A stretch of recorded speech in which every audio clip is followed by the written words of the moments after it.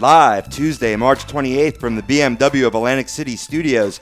This is Fantasy Dominance Now. Come dominate fantasy sports with us. Bringing you all the tools to dominate, as always, Soap Stash, the new soap standard. Like them on Facebook, Soap Stash LLC. Find them online, soapstash.com. And for ordering information, call 844-890-3197. Happy draft season, everybody. By now, most of you have drafted your teams, or maybe you're drafting this week. We still got your back for draft questions, anything you need to dominate in your fantasy baseball league. And thank you ever so much for joining us, the best fantasy minds in the business. We got MIA, Mikey Kleinkoff. Yo, what's up? We found you. Yeah, I'm back. Feels great. That was a really good round of hide and seek. Yeah, it was. Yo. You guys are lucky. I had to quit. We got Duck Superfan number 8, Brian Daly. What's up? Lance Lynn loving Doug Pitchford over here. Draft him in both of our leagues. Yo, man, all I got to say is the man is a beast incarnate. Yeah, Brock Lynn. Yeah, we'll get to some WrestleMania talk hopefully at the end of the show. I'm Rob Povia. Something like that. Matt Tsutsuti's bringing you all the fantasy dominance from the producer's chair. So what's up, gentlemen? What's going on? How you been? Pretty good. Yeah? Yeah. A lot of school, but A lot of school? yeah. Doing well? Hopefully. Working hard or hardly working? A little bit of both. Nice. I want to give a little special shout out to my favorite Jets fan out there who's tuning in today's Fantasy Dominance Now. I see here. Definitely thanks for tuning in. Thank you all for tuning in. You know, as you can see, we're back on YouTube video, so all of you out there can be even closer to the dominance. Great. I actually have to wash? No. Yeah, we can't be all like rugged odor now, you know? No more sweatpants. Yeah. I mean, I still got a hoodie on, but, no more sweatpants. That's right. I mean, it seems like the beginning of Neighbors 2, where we're all like waving high in slow motion, and all you out there are kind of like Seth Rogen and Rose Byrne, just like blank stare or just outright gross and look. What is wrong with you kids? Go get a job. Well, speaking of which, if you want in on the dominance, like us on Facebook, follow us on Twitter and Instagram, and subscribe to our YouTube channel. You search a2dradio.com. If you got fantasy questions, tweet at us with the hashtag AskFDN. I'm at RobbieBLTZ. Doug, you are at StatMagnet85. Mike, you are at Mike_Kleinkoff. And Brian, you are at Brian_A2D radio. Hit us up individually. Hit our station's Twitter, the show's Twitter. Whatever you do, hashtag AskFDN. We'll get to your questions live on the show or after your fact. Help you dominate in your leagues. Help you dominate in DraftKings and Fanduel. In terms of the show, we got a great one in store for you all. As fantasy basketball and hockey move into the playoffs, we have your daily advice, breaking injury news, and what has LaVar Ball said now. We'll get to that. What later. hasn't he said now? You're definitely going to want to stay tuned for that. With MLB opening day drawing near, we're scrolling through each division, making our predictions for the standings, and who will seek out the hardware. Baseball is back, people. Less than a week away. I got the blood pumping through the veins. But first, I want to talk about what we asked you on Facebook and Twitter. What perennial powerhouse will miss the MLB playoffs? Will it be the Cardinals, the Giants, the Blue Jays, or the Rangers? Some of our top nominees out there. There could be, obviously, there's a handful of teams that are going to miss the playoffs, but what powerhouse team that everybody's got locked in for that wild card slot or that division lead will miss out? You can vote now. We'll get to your results later on in the show. But first, I want to poll the panel here. What do you guys think? Out of one of these teams, or maybe more than one of these teams, who misses the playoffs? Go ahead, Brian. Or Doug, whoever. I like how you're trying to dish this off. Like, I don't want to go first. Seriously. I'll go first then. From how I see it, the St. Louis Cardinals, they were, perennial powerhouse team, been a perennial powerhouse team, missed the playoffs last year, barely missed the playoffs last year. I could see them, again repeating that and barely missing the playoffs.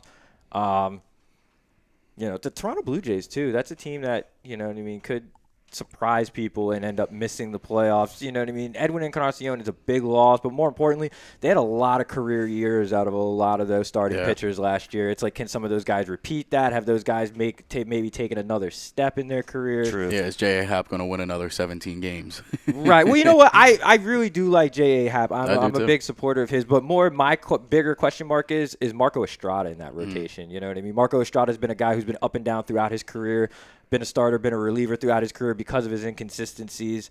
You know, has he finally figured it out? I hope so. I drafted him. I was going to say, as for Brian, you talked about two pitchers that our panel has drafted. J.A. Happ, I know you went with. I tried to get J.A. Happ, but, Tommy Arnone. Oh, you missed it. He grabbed him before you. He literally grabbed him the pick before I had. Yeah. In case you're wondering what. I had him queued up, ready to go. I'm like, all right, let's go. And That was our whole next thing you draft. know, I go to hit maybe close to hitting draft play. I'm like, wait, my That first is not pick. J.A. Happ. My first pick got Mike's blood boiling. He's like, oh man, I was gonna go Lester. I was like, well, sorry. Should have beat me in a championship game in the losers bracket. Right. Well, that's right. I mean, that's the glory of being the runner up. I get the second to last pick, which does suck, but at least I get two picks real quick, and then I get to sit for a while. Yeah. Yeah, but I think I'm gonna go Toronto Blue Jays here. Definitely losing E squared is a big loss for them. I mean, also Michael Saunders came in pretty hot late towards the season as well. So, I mean, there's a couple of key losses there, and I just I have other teams that are actually going to go ahead of them that weren't ahead of them last season. So, I mean, I could see that. I mean, Michael Saunders isn't a loss though. Let's be real. no, but he's still a great position player. That's a 20 home run hitter. Yeah, but I mean, in that position, that's a position that's easily replaceable with a guy that's mediocre at best. I mean, Edwin Encarnacion is probably one of the top 3 first basemen in all of baseball. Probably one of the top 5 power hitters in all of baseball. You don't replace that. No. Right. No, well done. We got Tommy chiming in here right away, which you can too out there on our YouTube live chat. Who's your perennial powerhouse that'll miss the MLB playoffs? Tommy's going with the Cards. The division's so good they'll probably win 90 and not get in. Yeah, that's real talk. I mean, especially with some of the other potential playoff teams that are probably going to be 90-plus win teams that are not winning their division even. So yeah, that's going to be tough for them. I don't know, Brian. How do you feel about San Francisco Giants? It's like the one team we really haven't talked about yet. That's on this out of the 4. I actually like the Giants this year Yeah. a lot. And I'll get more in depth in this a little later on in the show, is I actually have them winning their division. Nice. I like their pitching staff for obvious reasons. I think the bullpen got a little stronger when they did they get Romo or did they lose Romo? They lost Romo. They lost Romo, so Romo went to the Yeah, Dodgers. but they got Mark Melanson. Yeah. Okay, so that helps too. So that helps shore up the bullpen a little bit. And the lineup hasn't changed. Their lineup is still pretty good. I don't Buster know. Posey, Brandon Crawford, Brandon Belt, Hunter Pence. Yeah, Hunter Pence is a couple years older. A couple of injury-plagued seasons the last 2-3 years. You think he hits that bounce back, or do you think that some of their younger position players, if healthy, can step up? I could see the Hunter Pence having a little bit of a bounce back year. He didn't have a terrible year last year. I believe he finished with an average of around 270 something, like 275-ish. I think was his max. But I see him having a bounce back year. He's not a terrible player. He's not incredibly old yet. He still has the ability to play. He's still got the speed. He still can hit for power. He's got a little bit of a pop, but No, I think he holds on to his job this year. Yeah. What say you, Mikey? No, I love how you just gave me the listen. I talk about it all the time. I'm like, if I had a second team, my second team would be the Giants. And, overall, they're just one of the best teams. I mean, they got Matty Bum, and now with Mark Melanson closing games, I think it's going to be a great 1-2 punch for them, because Bumgarner is going to go 8 innings. Oh, agreed. And then to close it out with another guy that's another That was great their solid Achilles pitcher. heel last year was the back end of that bullpen, and they shored it up with one guy. Yeah. You got Castilla out of there. You got Romo out of there. Stop floundering around, getting a clear-cut guy that's going to close games for you. I loved Mark Absolutely. Melanson when he was in Pittsburgh, and it sucks that he's gone. But I mean, they got Hunter Strickland now. They're going to bump him up from the 7th inning guy to the 8th inning guy to set up role. Hard thrower, really hard thrower. Tops out about 100, 101. Solid changeup to go with it. I do like the pieces they made there.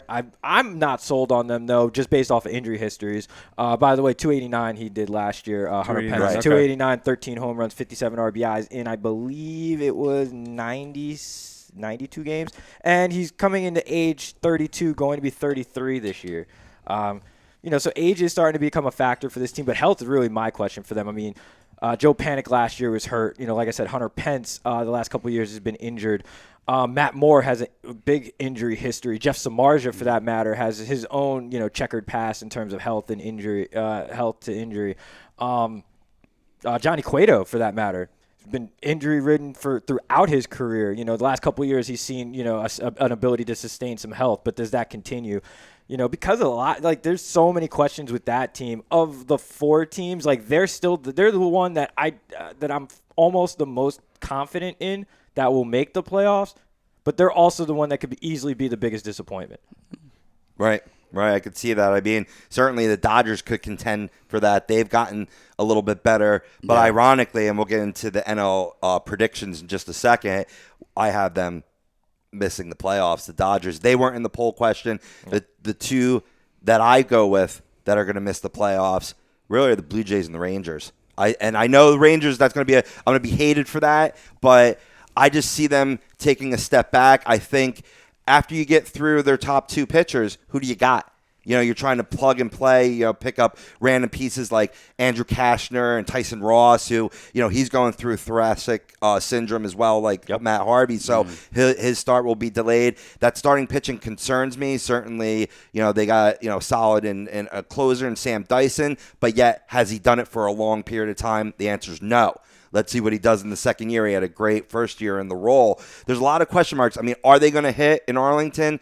Definitely true. But I think as much as, Texas takes a step back, I think it's Seattle taking a step forward and actually supplanting them ahead in the standings. And, I mean, we'll certainly get to that as we go through each division. Yeah, we will. That's bold. I mean, I don't see it. I disagree, but that's bold. I like it. I mean, you also got to worry about Houston Astros team out there too. They're getting better. I mean, their starting pitching was a little suspect last year, but I don't think that's going to be the same thing this year. Their lineup is good. I think Dallas Keuchel's going to have a nice bounce back year. After kind of sluggish year last year, I think it's time for him. I wouldn't even call it sluggish. I think that's just kind of almost what Cole Hamels is now. I don't expect a bounce back. I kind of expect a similar type season out of him. And that's one of the 2 that I was referring to that you would need to have a good year. Right. And even still, even last year, I mean, granted it was sluggish, but it really wasn't that bad when you really look at the numbers. I mean, 3-4 is about but 3, considering 3.5. he was a free agent in a lot of fantasy leagues too, I mean, that was suspect to me. I mean, so. Cole Hamels has had a reputation of starting his seasons off slow, getting into a groove, and once he finally gets into that groove, he goes, and there's really no stopping him. And he'll have an occasional bad game every once in a while. Every pitcher does. Right. But I also think too pretty much a sustained season out of Yu Darvish would definitely alleviate a lot of those issues that he had also. Because at this point in his career, he's not the top of the rotation guy. He shouldn't be going up against your best pitcher when he's in town. That's not what he is anymore. He's a guy that'll dominate your second best pitcher because he's better than every second best pitcher in baseball. Now, looking towards the offense there, I think another reason why the Texas Rangers could fall out of being the class of the AL West is you lost Mitch Moreland and Carlos Beltran. Who did you replace him with? Jurickson Profar, who's a monster. I drafted him for a reason. In case you're wondering what we're talking about drafting, we're all in our experts league here. Yeah. Of course, everybody on the show, we got a bunch of other people in the around the studio. It's going to be rough giving fantasy advice this year. It really is. You got to hold a couple things in your vest. Yeah. No, you don't. You got to do the right here. Yeah. The champ is here. Stop it doesn't matter. Stop it. I'm feeling pretty good this year. But hey, listen, when you can knock me out the playoffs, come see me. I will. Profar, Come see me. Profar will help. Absolutely. I do see him have a dynamite year starting in left field, maybe being a utility guy, really strengthening the depth that's on that team. But then after that, you're going to rely on maybe Joey Gallo taking the next step. I don't see that happening because you just can't make steady contact with the baseball. I can agree with you there. But I mean, they do have other prospects. I know Jake Smolinski has since moved on to Oakland, I believe. But they still have, I believe, Ryan Rua, right? who is a top tier hitting prospect. Good name. name. Good point. They did bring in Nomar Maraza, which is part of the reason why you let some of these other guys go, because you need to make sure you can give him at-bats. Yeah. And he needs to play. I mean, they do have, you also have Delino DeShields Jr. out there in center field, a guy who basically got buried last year, who had a great, first campaign, was a little sluggish, got a little slow, and then guess what? He just got eaten up by the rest of the depth. Plus, they did acquire Carlos Gomez last year. They re-signed him also. He's a guy who seems to have resurrected his career down there in Texas.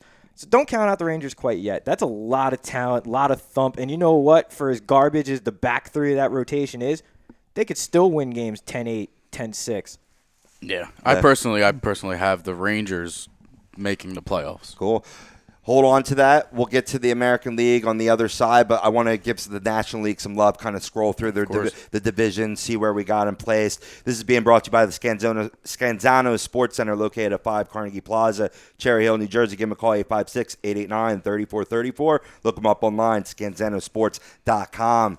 Come get your game in shape. It is baseball season. You want to start off, Mikey, with NL East? Yeah, we'll start it off. All right, you want me to go 1-5 then, or 5-1? 1-5 in the 1-5. natural standings. What do you think, right? All right. Yeah. Let's see here. I got the Washington Nationals winning the division this year. As a lot of experts do. I have them with 94 wins this season. Then I have the New York Mets in second with 88. Miami Marlins third, Phillies 4, and Atlanta 5. Yeah, that's strong. That is strong. I'll just throw mine right out there. I have the Washington Nationals winning this division at exactly 100 games this year. The Washington Nationals are going to be one of the cream of the crop in all of baseball this year. I just like the team. That being said, you'll understand why I said that being said later on. Obviously runner-up in the division, my New York Mets. I believe they're going to be a strong team this year. 94 wins, definitely not out of the question whatsoever. 3, this is going to be the team that surprises a lot of people. I have the Atlanta Braves finishing third in this division. I was thinking about doing that too. I do like this team a lot. There's a lot of young hitting talent. There's some young pitching talent there too that's just going to – I think some of it's going to start coming into its own. So, don't sleep on Atlanta. Yeah. I believe the over-under on them is like 68 wins for the season, or 68.5 wins for the season. Last time I looked, which was about like 2 weeks ago. If that number's still around there, I'm taking the over there. Yeah, I have them Big time. personally at 71 in last place. I have them. I actually have them at 77. So, I have them very close to 500. So I would take that money. One of those young pitchers who might be taking the next step, I think, is Mike Foltynewicz, who certainly has been a streamer in fantasy baseball in the past. He might be a guy that you can draft towards the end of the draft as one of your tail end of your rotation. So that's how you say his name? I believe so. I can never figure it out. Aaron Blair. Remember that guy. Aaron Blair too. That guy. That guy. The falsy guy. Him. The one with the F. The one with the F. 4 real quick, the Marlins, and 5's obviously last place the Phillies because they're rebuilding. They're rebuilding. I'm not even there's no talking trash. They're just they're a rebuilding club. Cool. Brian, what's your ranking? Your order? I'm different. Yeah. I got the Mets finishing first. Hey! I think they're the best all-around team in the division. As long as their pitchers can stay healthy this year, you're going to rely on Syndergaard and DeGrom as your number 1 and 2. And the lineup is just disgusting. 2, I got the Nationals at 92 wins. I think the big thing for them is their starting pitcher needs to stay healthy too. Their lineup is ridiculous too. 3rd, I have the Marlins with 85. At 4, I have the Phillies with 82 wins. And 5, I have the Braves with 70 wins this year. Got it. Very similar. Strong division, though. 70 wins is your basement team. Yeah. That's kind of strong. Yeah, I have them at 71 as my last place team, so we'll see. It could happen. Yeah. It could. I do think the division is strong. I just, I think the Phillies just aren't there yet to really and definitely make noise. Miami is going to be they're a tough definitely not one. going to make noise. I mean, in the NL East, it's the Mets and the Nationals. So the teams are going to be battling for it. Right. Easy. Yeah. I feel bad for the Marlins, man. Obviously, the death of Jose Fernandez is definitely going to be a huge loss. You don't replace a Jose Fernandez. You can't. can't. No, that sets your franchise back a decade. Yeah. That really literally does. has. It has. It literally has, at this point, you're better off trading Giancarlo Stanton. If you could. I mean, $300 million, that's a lot of money. Yeah. Sure. But overall, I do think their offense could be good enough to to get them to that third place in the league. They definitely aren't a playoff team, Right. No. but they are, good enough to get third in the division. Fair enough. I'll rattle off mine real quick. I do have the Mets winning the division. I like Homer. the depth. No, I knew I was going to get. I thought he was going to be with me, but he called it fairly. No, I think I am too, though, because I love the depth of this team. I think any injury to your starting rotation, to your bullpen, to your lineup, they got a guy that can plug in. When you got a Seth Lugo and a Robert Gesselman, if everybody's healthy, may not be in your top 5 or maybe be your 5th starter. Forget about Zach Wheeler, who should be coming back this year, too. Maddie, can I get some church music? See, the main reason why I didn't take the Mets to win the division is because I'm not a jinx. I don't want to do it. Bring it. I just want it to happen. Well, this is going to be back and forth. They're going to be battling. We've already seen them be battling for the first place in the NL East. You'll continue to see that this year. I'm not putting down the Nats by any stretch of the means, but their offense really doesn't overwhelm me. I know the addition of Adam Eaton definitely helps. You can move Trey Turner back to the infield. Adam Eaton is a class act unto himself, but I'm still not. I'm not blown away from their offense like the rest of the league is. And maybe I think it's a lot of it because I'm a little down on Bryce Harper than most are. But, they got Matt Wieters. That'll help, but you don't easily replace Wilson Ramos, especially the year he had last year. No, but you can't repeat the year he had last year either. So you got to take that into account too. I don't know. I like their offense though, a little bit more than you, I guess, but I like it. Right on. I just like ours better. I think Mr. Cespedes is going to have a career year because I drafted him. Hey man, listen, your mouth to God's ears, bro. Like I'm all for that. Right. Obviously, I got the Nats at 2. Making the playoffs in a wild card position. I would say that they're actually going to be the number 1 wild card. Marlins at 3, Braves 4, and Phillies at 5. I think both the Phillies and Braves both make strides improving this year. I think the Phillies will get 73 wins. I think the Braves can get 76 wins. I like a lot of the youngsters, and watch out for Dansby Swanson, of course. Like I said, I say Mets maybe 93, 94 wins, and I see the Nats being under 90, maybe like 88, 89. Okay. I digs it. Yep. All right, moving on to the Central. You want me to lead off? Any guys want to lead off? Nah, I got it. I got it. Okay. Since no one wants to be a leadoff hitter. Listen, this is my team's division. Oh, then to go for it. All right, I'll go for it. Pittsburgh. No, I'm kidding. I got Chicago Cubs at number 1. I think they're going to have another repeat year, that 100-win category. Their rotation is just absolutely insane, and can we batting. just say that's a consensus? I think that should be an easy number 1 for this division. Yeah, they haven't really changed much. They lost the role to Chapman, but they brought in Kenji Yahara, who's a proven closer in this league, and more importantly, they brought in an actual closer in Wade Davis. Oh, yeah, they did bring in Wade Davis. Absolutely. I was wondering where he went. No, Wade Davis. They brought in Wade Davis as their closer. They brought in Koji Uehara as their setup man / backup plan. So the Cubs are just feeling good again. Oh, yeah. And they still got Carl Edwards. Yeah, and outside of Dexter Fowler, there's really, again, nobody else who's changed in that lineup. So you still got your World Series lineup right there. Oh, yeah. Real quick, we got Frank chiming in on Facebook, Frank Vespe. Since it's an odd-numbered year, the Giants miss out. Well Very played. true. Well played, sir. And then the commish, Michael Flaherty, goes the Mets with a bunch of smiley crying faces. That's great. Yeah, go fuck yourself. No, I love Mikey, man. I love Mikey. That's all right, man. The Yankees are missing the playoffs again. Yeah. Yep. Well, we'll see. St. Louis, I have number 2. I have them going 88 wins this season, and then I have 3 of my Pirates. With 86 wins, I do have them having a winning season this year. But, again, we got a young pitching rotation. The batting is questionable. But Jung-Ho Kang, he's still not in America yet, so Well, no, we don't know what's going on with him. He won't be in America. Yeah, he probably won't be. Well, Free Kang! Yeah. Yo, free Kang! But somebody send me a free Kang T-shirt. Let's go. We'll see what happens there. But then I have Milwaukee at 4. I have them going 80 wins this year. And Cincinnati Reds, I have them last at 70 and 92. Yeah, it probably sounds about right. Sad thing with Jang-Ho Kang, though, not to make light of it, though. Like he's, because of some of the silliness going on, just, around us in general. a great baseball player is not allowed to play. That's some bullshit, bro.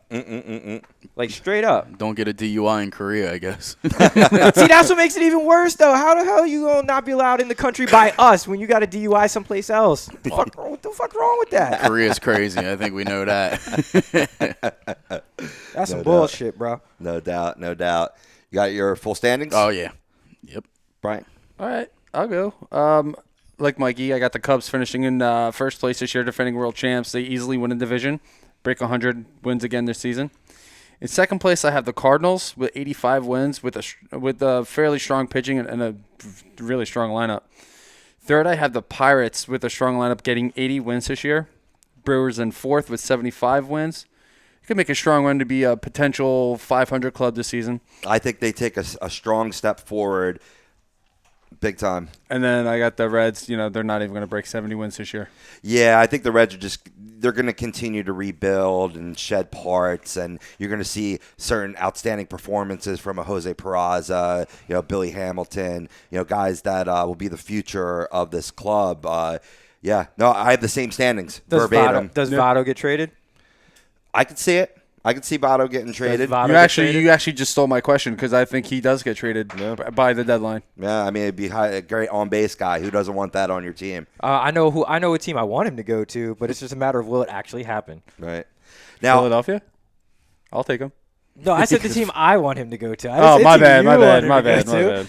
I'm wearing. He should be a Met. He should be a Met. Come rejoin Bruce, right? No. We need to get rid of Bruce, though. Yeah. But anyway, that's Votto. Yeah. Well, no, I'd rather trade Conforto for Votto, but that's neither here nor there. Get the fuck out of here. Slap you. No. Go ahead. Well, I was gonna say real quick. I'll just spit through my rankings real quick. Go for it. Obviously, I'm not even gonna go to who wins the division because we already mentioned it 3 times. Coming in second place though, Mikey, you're Pittsburgh Pirates. Wow. That's nice of you. Wow. No, I think that they're going to be a very competitive team this year. Obviously we'll see what happens when we get into the playoff parts of this, but the Pittsburgh Pirates, in my opinion, is the second best team in that division. Third, obviously the Cardinals. I actually have the Reds fourth, and this is kind of by default because I just think that the Milwaukee Brewers just lose a couple more games. Yeah. Because I really think neither team wins over like 62 games. No, it makes sense.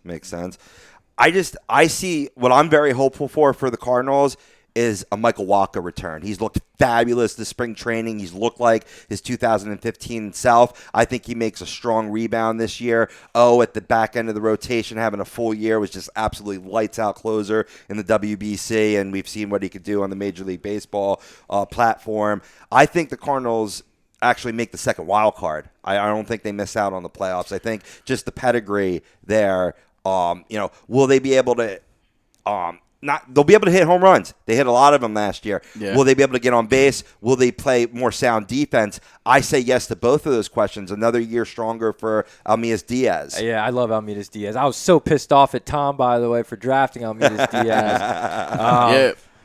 That's my guy right there. Get in line. He took 2 guys from me. You know what? You need to get in line, too. You stole a couple of my dudes, too. I don't hear that. I don't know what you're talking about. Since we're talking about a wild card, I actually have game 163 with the Cardinals against the Mets for that last wild card position. Ooh, I like it. Make it a little interesting. That is You like nice. that? That's nice. I don't like that. I don't want it to come down to one game. All right, real quick, guys, let's move on to the NL West before we got to pay some bills. I'll just rattle mine off really quickly. I say the Giants take the division, Dodgers second, Rockies third, D-backs fourth, Padres fifth. Mine's a little different. I got Giants first with 90, Dodgers with 88. I got the Diamondbacks and the Rockies in a final tie for third with 75 wins apiece. And I got specific. I love it. Yeah. Padres in fifth with 67. Wow. Okay. Well, real quick, I have the Dodgers winning the division this year at 93 wins, and I have San Francisco in second place with 90 wins. These 2 teams are both going to make the playoffs. I think San Francisco Giants will be the first wild card team. I have third place. I have Colorado Rockies, 78 wins this year. The Diamondbacks, I have fourth with 72, and San Diego I have in last with 71. I could see that. Obviously, we have a consensus on at least the last place team in the division. That's the Padres. All right, that is a consensus. But no, I have the Dodgers also winning the division. Believe it or not, I have the Arizona Diamondbacks in second place in this division. That's pretty crazy of you to say. Absolutely not, and I'll get into it. Absolutely not, and I will get into it in a little bit later. But I have the Diamondbacks in second. I actually have the Colorado Rockies also in third place. I have the San Francisco Giants in fourth place. Wow. And then I have, obviously, aforementioned San Diego Padres.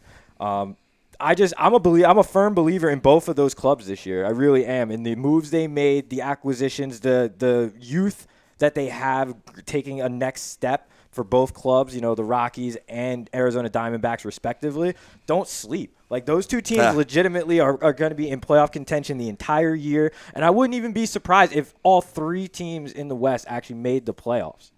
Oh, wow.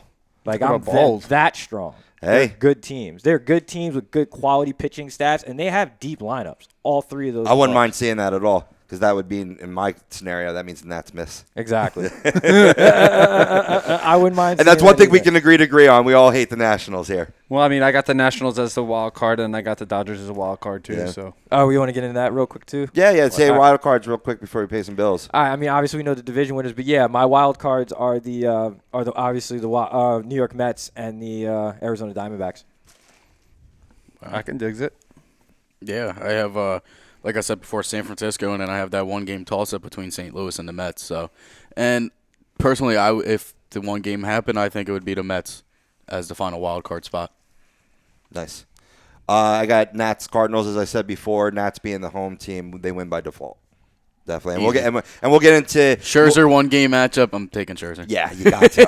How can you go against that? And we'll get into how it plays off. On the other side, we're going to get into the American League standings, who's going to go 1 through 5 in each of their 3 divisions, who will make it into the playoffs, and ultimately who will win the whole kit and caboodle. We're making predictions today, people. That's what we do in fantasy world, in the Major League Baseball, everywhere. And today we're being brought to you by our show's sponsor, the Soap Stash, the new soap standard. Tripping over here a little bit because they actually have a great spring super sale going on. Get selected soaps at only $2 a bar. Get super sale savings at 3 bars for $5. You can inbox them right on Facebook. The sale is actually only available on Facebook while supplies last.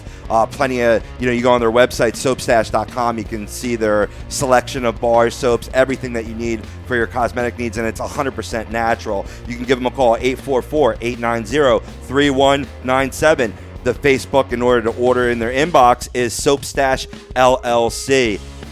Stay right there. We're coming back at you. Fantasy Dominance Now, a2dradio.com.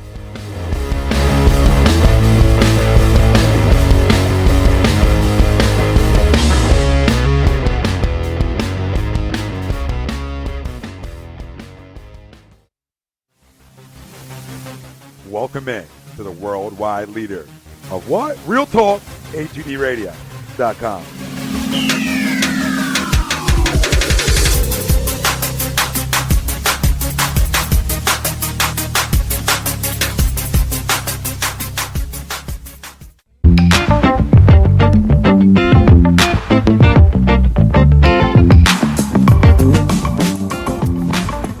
A2DRadio.com is sponsored by The Sports Outlet for all your sporting needs. Located 703 Black Horse Pike in Glendora, New Jersey. Give them a call at 856-939-2030 or email them at sportsoutletnj@comcast.net or visit them on the web at www.sportsoutletinc.com for all your sporting needs. The Sports Outlet.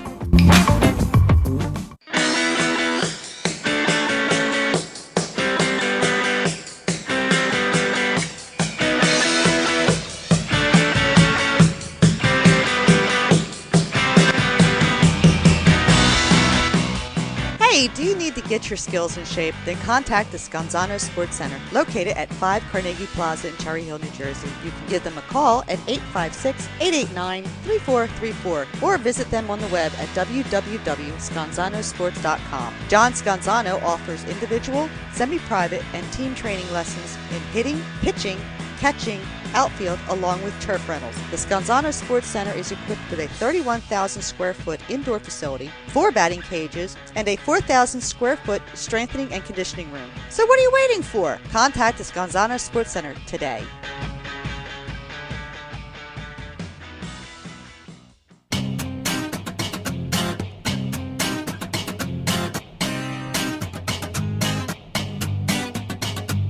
A2DRadio.com is proudly sponsored by Gibson Mayer LLC Certified Public Accountants. Gibson Mayer, located in Yardley, PA, is a leading accounting and business consulting firm with a proven track record of handling critical issues with expertise across many different industries, including construction, distribution, hospitality, manufacturing, real estate, service trades, merchandising, professional services, and professional athletes. Give them a call at 215-369-3300. That's 215-369-3300. Your initial consultation is always free, and if you tell them that Tom and Mike from AM and the PM sent you, you'll receive 15% off all income tax services completed by February 15th. That's Gibson Mayer LLC Certified Public Accountants, 215-369-3300, or visit them on the web at www.gibsonmayer.com. That's gibsonmayer.com.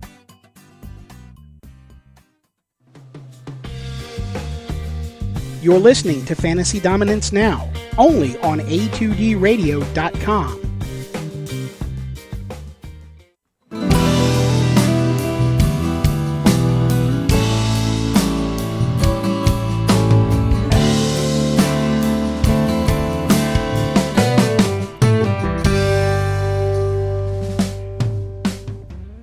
And welcome back to the party that is Fantasy Dominance Now, where we testify everything that you need to know to dominate in fantasy sports. Every time I hear this song, I think I should have like a fruity cup in my hand with some type of drink.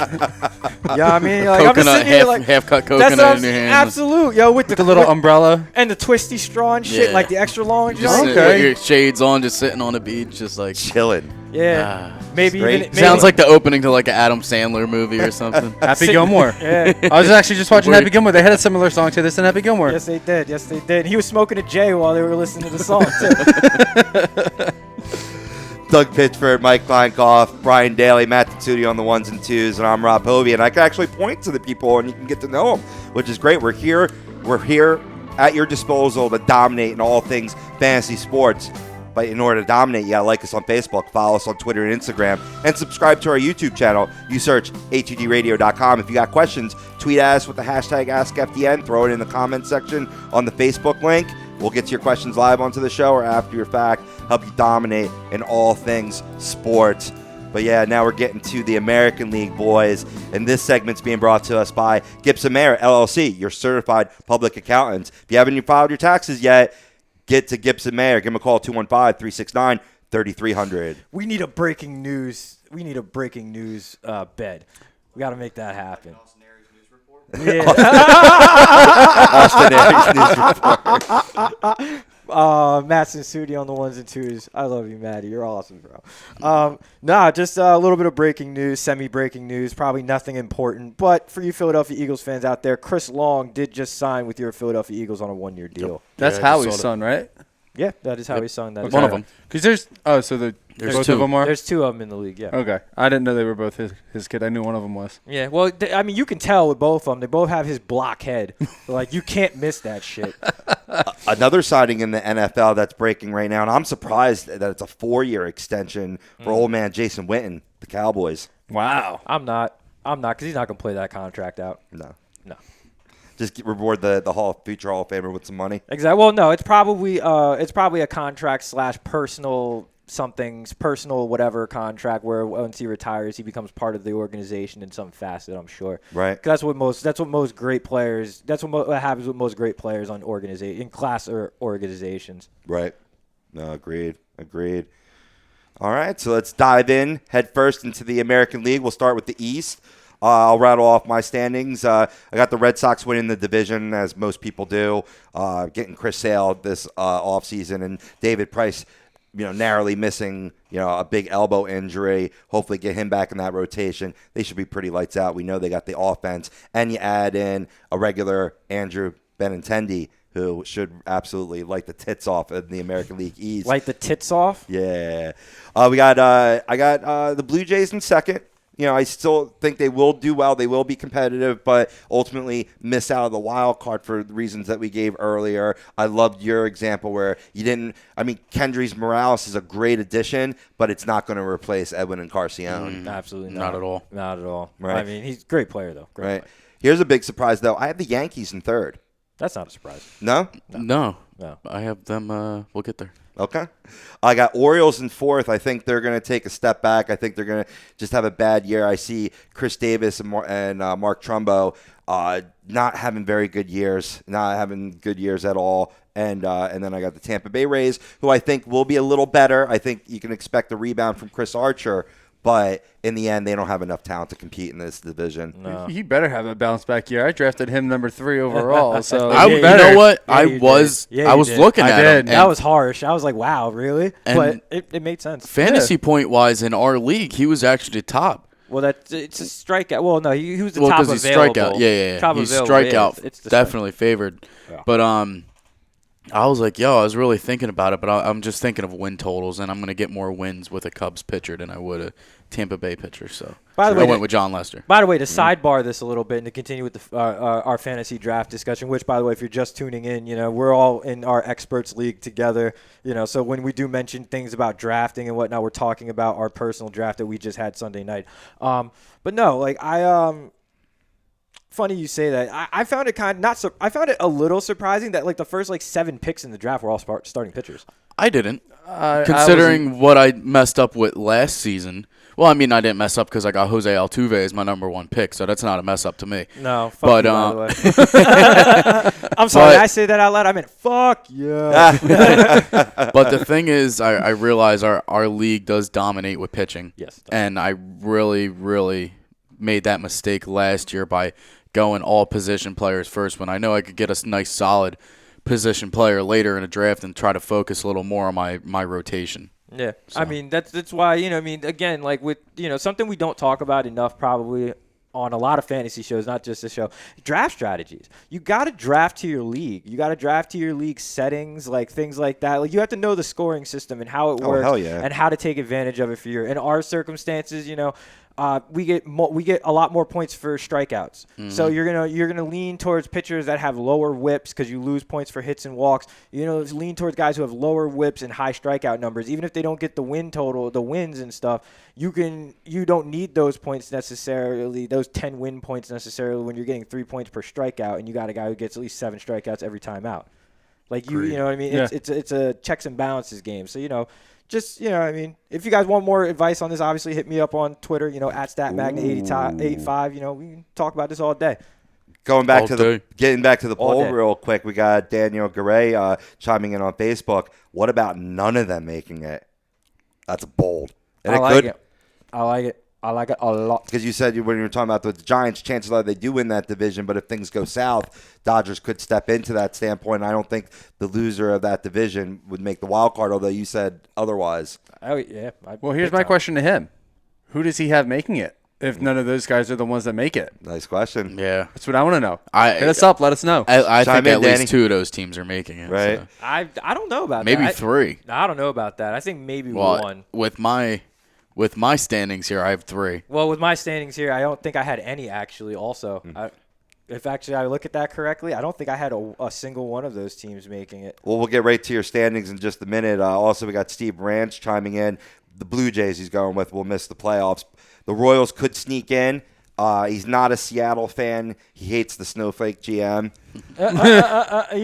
Wow.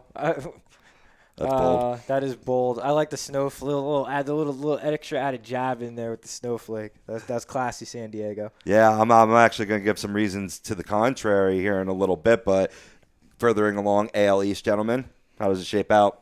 I'll rock with it. Oh, by the way, I have one of those 4 teams making the playoffs. I have one of those 4 teams in our poll making playoffs. So, but no, I actually also have the Red Sox winning the division. I don't think that's really a stretch of any kind there. Number 2, obviously Toronto Blue Jays. I think that they're going to be fighting all season for a playoff spot. I disagree with you though, Rob. I think that the Baltimore Orioles will be competing for a playoff spot. I have them 3rd. And surprisingly enough, your boy Archer is going to pull the Rays out of the basement. I have them in 4th because I think the Yankees are the worst team in that division. But they're not going to be the worst team in that division for very long. I just think that this is just a down year for the rebuild. Bold. Not at all. Because I'm being bold with my rankings, too. I'm just going to hop into it. I have Boston Boston, number 1. I got them 91 wins this year. Number 2 is where I am putting the New York Yankees. Wow. With 87 wins this year. Wow. 2. Yes, I'm being gutsy with it, all right? Wow. I love it. No, bring Listen, it. you have to be. It's like making a March Madness bracket, all right? You gotta think of crazy shit that's going to happen. And that's what I want to do. And I think the Yankees could very well. They got a great young offense, and I think their pitching is good enough to get them through the games. That's why I have them in last because I don't see the pitching yet. But I have Baltimore at 3 with 86 wins, and then I have Toronto at 4 with 84. So. And then Tampa Bay at 5th with 70 wins. That's a strong division, though. You got the top 4, all 80-plus win teams. That's strong. I do. Well, I mean, that's how it was last year, and that's how it's going to be again this year. With my standings, I have the Red Sox in first with 95 wins, Jays in second with 88, Orioles in third with 85, tied with the Yankees for 85 wins, which isn't a stretch. Yankees finished with 84 wins in the standings last year. Yeah, it's not a stretch. I just think they still take an additional step and back. I think they got a full season now with the young Gary Sanchez. Greg Bird is healthy now. Right? Yeah, that's my and guy. He's clearly won that first base job. Yeah, you got Chapman back, Clint Frazier, Betances. That's a nice one too. If Clint Frazier plays a lot more games, I think that kid's a beast too. I don't think he plays till the second half, but I agree. Yeah, with you. but if he gets going, I think the Yankees should play him because I think the kid is a total beast. Yeah. Can't play him though. They still got too much money. Yeah. They still got too much money tied down to too many guys. I agree, but the kid is absolutely incredible. I think Yankees can get 83, 84 wins. I got him at the reason why I have 87. I mean, I think it's possible. They're definitely over 500 team this year. Flip that number. That's why I have them in last. Yeah. I have them at 79 or at 78 wins. That's why I have them in last. 'Cause I think the Rays actually win 80 games. I got the Rays winning 70 in 5th place. Yeah, that's where I got them too. I mean, they're not a bad pitching team. I don't like their lineup outside of Evan Longoria and Corey Dickerson, who's really a threat on their lineup. I like their lineup a little bit better than that. Wilson Ramos is going to surprise a lot of people when he comes back. What's the kid Miller, right? Brad Miller. Yeah, yes. Brad Miller. Hey, he needs to have a good year, okay? Yeah. He's my starting shortstop. Everybody's hyped up Brad Miller, but you know what? He's got the power is real. So now you have four guys that are like legit. You have three he's guys a potential 30 home run hitter. He hit 30 last year. Yeah. You got 3 guys that are 30-plus home run hitters, plus you have a guy in Wilson Ramos that's legit that can handle the bat. Now you have 4 legit hitters in that lineup. If Suarez can ever figure it out, or any of those other younger position players that they have can figure out anything with the bat, that's why I say they're an 80-win team, because I see this happening. Like, the team's got too much young talent there to mesh with the already proven talent it has. They're the team that's going to surprise a lot of people in that regard. That's why I say 80 wins. Hey, man, this is why we do this. I love this. This is fun. Absolutely. We should do this more often. We really should. We really should. Well, I want 2 shows a week now. Hey, you know what? We might be able to squeeze that in. Not with my work schedule. Yeah, it's difficult. Maybe we could do a quick give them the viewers like little 5-minute fantasy intervals, little fantasy advice, little Facebook lives. Yeah. Let's make that happen, man. We could. Yeah, Facebook Live, Doug. No, do you even know what that is? Of course I know what that is. I Facebook Live on other people's shit because that's how boss I am. I don't even need my shit. What up? Smack. Yeah. All right, boys. Let's move on to the AL Central. Anybody want to take it? I'll take it. I'll lead off for once. AL Central, I got in first place, and I think we all agree here. It's the Cleveland Indians with 90 wins this year, bringing in Not so fast, my friend. Okay. I'll pull a little lead. Actually, excuse me. I need the pen. Not so fast, my friend. Adding E squared is going to add a lot more pop in the lineup. Pitching is going to be healthy this year. I think they're clear cut. 2, I have the Royals with 88 wins this year. Improved roster, improved rotation, I think. 3rd, I have the Tigers at 85. 4th, I have the White Sox with 70. And at 5th, I have the worst team in baseball this year with 62 wins at max, the Minnesota Twins. Poor Twins. Wow. The Twins suck. I upped you with they're, 1 on the Twins. I went 63. They're better. First off, they're better than that. But no, I actually have a team worse than both of you at 59 wins, and we'll find that out shortly. Ooh. Before we do, I want to ask you said the Royals' starting rotation improved, but yet they sadly lost Giordano Ventura. Who have they gotten to replace him? Josh Hamill. Or Jason Hamill, whatever his name is. Jason Hamill, from the Cubs, yeah. Yeah. I mean, he's previously done subpar in the American League. He came over to the National League in the Cubs and did learn how to pitch, much like Jake Arrieta. Does he go back to the American League and dominate the same way? That's kind of what I'm thinking. Yeah. That's what I'm thinking. And then you got Dan Duffy and I like Dan Duffy. what's his name?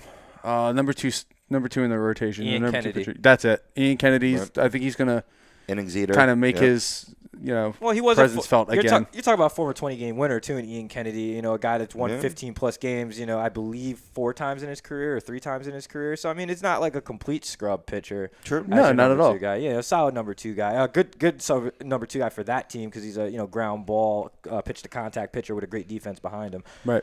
See, I mean, despite, and talking on the back end of their pitching staff and their bullpen, I mean, Kelvin Herrera should have a pretty good year, going into that closer's role. But anytime you lose Wade Davis and Greg Holland in the same offseason, Greg it makes- Holland doesn't count. I mean, he didn't even play last year, so they True. lost Greg Holland already. Yeah, true. But still, you don't have him coming back for your team this year. Instead, he's pitching out in Colorado. So I don't know. I'll get into those reasonings when I don't want to step on you guys' toes, but Matt Stram, baby. yeah, Matt Stram. super sleeper. He got drafted in our league. Yes, he did. Yeah. I was mad too. I was actually going to take him late. Yep. Instead, I took your boy kind of middle early. Yeah. Coda Glover. Yeah, you did. Yeah, Yeah. you did. A little early, but I know, but I need. That's the arm. Yeah, exactly. The arm told me to take him right there and then. Yeah. Dink. Thank. All right, so mine AL Central. I don't have the Indians, and I do have Kansas City Royals. I think this year they're going to have a nice bounce back year. Last year I think they had 84 wins. This year I have them winning 92. I know it's bold, but I think they could do it. And right under there, 1 game apart, I have the Cleveland Indians at 91 wins. I think these 2 teams right here are going to be the playoff teams through this division. And right under them, I have Detroit with 84. I have the White Sox actually winning 77 games this year. I think they are capable of doing it, even though they did lose Chris Sale, which is definitely a big loss. But obviously, last place, Minnesota Twins. I have them with 63 wins. I won them to you. So You always got to one up me. yeah, I have to. No. Yeah, that's fine. I have it written. It's not scribbled out. It's last night's ink. You have a guy that Tried works in the to- FBI. Hold on. I got a guy that works in the FBI that can, justify if that's actually yet written down yesterday. Really? No scribbles. We could use that to our advantage. I don't know. It Probably could have been should. midnight. Actually, I really Could have don't. I been just saw that midnight. line from Uncle Buck. Phenomenal reference. Oh my God. I'll give you a quarter by a rat and all that thing off your face. Right. I love that movie. It's my favorite John Candy movie ever. Yeah. I think it's a lot of people's favorite John Candy movie ever. Like, Oh, Uncle yeah. Buck It's is the just- best. Oh, yeah. Yep. Oh my God. Douglas, your AL Central. Very, very interesting. I like how everyone so far has had a different division winner. I'm actually not going to stop that trend either. I actually have the Detroit Tigers winning this division at 90 games. I'm with you. Wow. Runner up at 88 is going to be the Cleveland Indians. My number 3 team is, a little bit surprising to a lot of people. Obviously the Kansas City Royals. At number 3. A lot of, obviously you have them winning the division. You had them, I believe, second in the division. Second. Yeah. So, I have them in 3rd. They're obviously in playoff contention, but just not there. In 4th place with a whopping 63 wins, I have the Minnesota Twins.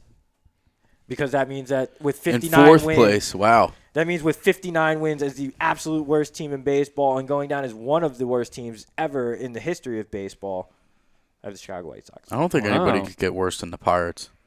I said one of the worst. I didn't say the worst. They were putrid. Watch the White Sox this year. That's going to be a shit show, man. I have them at like 64 wins. Really? Yeah. Okay. 59, bro. Listen. Oh, Chris you said Sale- 59? 59. Wow. They're going to be one of the worst teams ever in the history of the game. Ouch. Like That's it's- insane. But it makes sense, though. You gave up on your best player. You gave up on your leadoff hitter and one of your best offensive weapons. And then you look at what's left. I mean, really, what is left? You got 2 mashers who one doesn't even want to be there, and the other one's just happy to not be in his country. Well, I mean, as far as Chris Sale goes, I think he gave up on the White Sox first, just shredding his jersey one day with his pair of scissors. Oh no, I'm not. Well, no, we already knew that. I'm talking about Todd Frazier. Todd Frazier does not want to be there. Todd Frazier's openly asked to be traded twice now. Oh yeah, he will be yeah. traded. Chicago too. White Sox. He will Yeah. be. I think he's going to be traded before May's over. Right. Yeah, he's not going to be in Chicago much longer. No, I mean, if they were smart, they would just completely rip it down to the ground. They would trade Jose Abreu, trade Frazier, get back a couple of major league ready talents, and then just reload their farm system completely. I would try and see if I can get a decent starting pitcher for Todd Frazier. That's Major League ready. You can get more than that. It's Todd I'm Frazier. sure he could, but that would be like my priority. The centerpiece of the centerpiece. That's a better word. Couple players you get. Yeah. I get you. Actually, I think I had to change my statement before about wanting Joey Votto to go to the New York Mets. I think I want Jose Abreu to the New York Mets. We'll give you Lugo and Gesselman and a couple and Chesini, and maybe we'll throw in Brandon Nemo. Let's make that happen. There you go. I'm more with that. Real quick, guys, I'll go through mine. I got Indians winning the division, winning 100 games. I think adding E squared, I'm not going to be redundant there. I think keeps them in the top spot. I have the Tigers in second as well. I'm drinking your Kool-Aid. I think they're having a great year.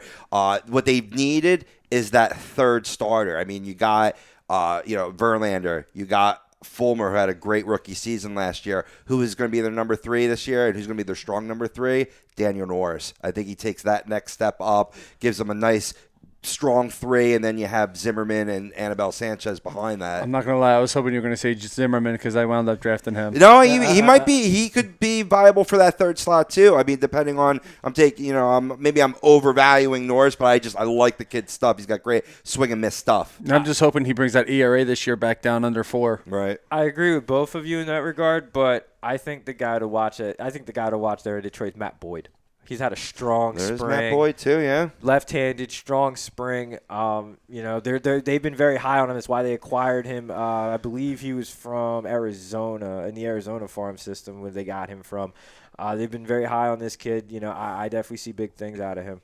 Right. Hey, like I said, we're actually establishing quite a depth of their rotation, and that's what a lot of experts, when I was doing my research, are attacking the Tigers and picking them lower in the standings. Maybe, Michael, you were thinking that as well, that they're not going to have enough pitching. I mean, maybe in their bullpen, I can think that being a strong Achilles heel, but I don't think it's going to be their starting rotation, and it's most certainly not going to be their offense. No. Oh, no. Yeah. No. Going on, I got the Royals. I actually have, by the way, I have the Tigers as one of my wild card teams from that division.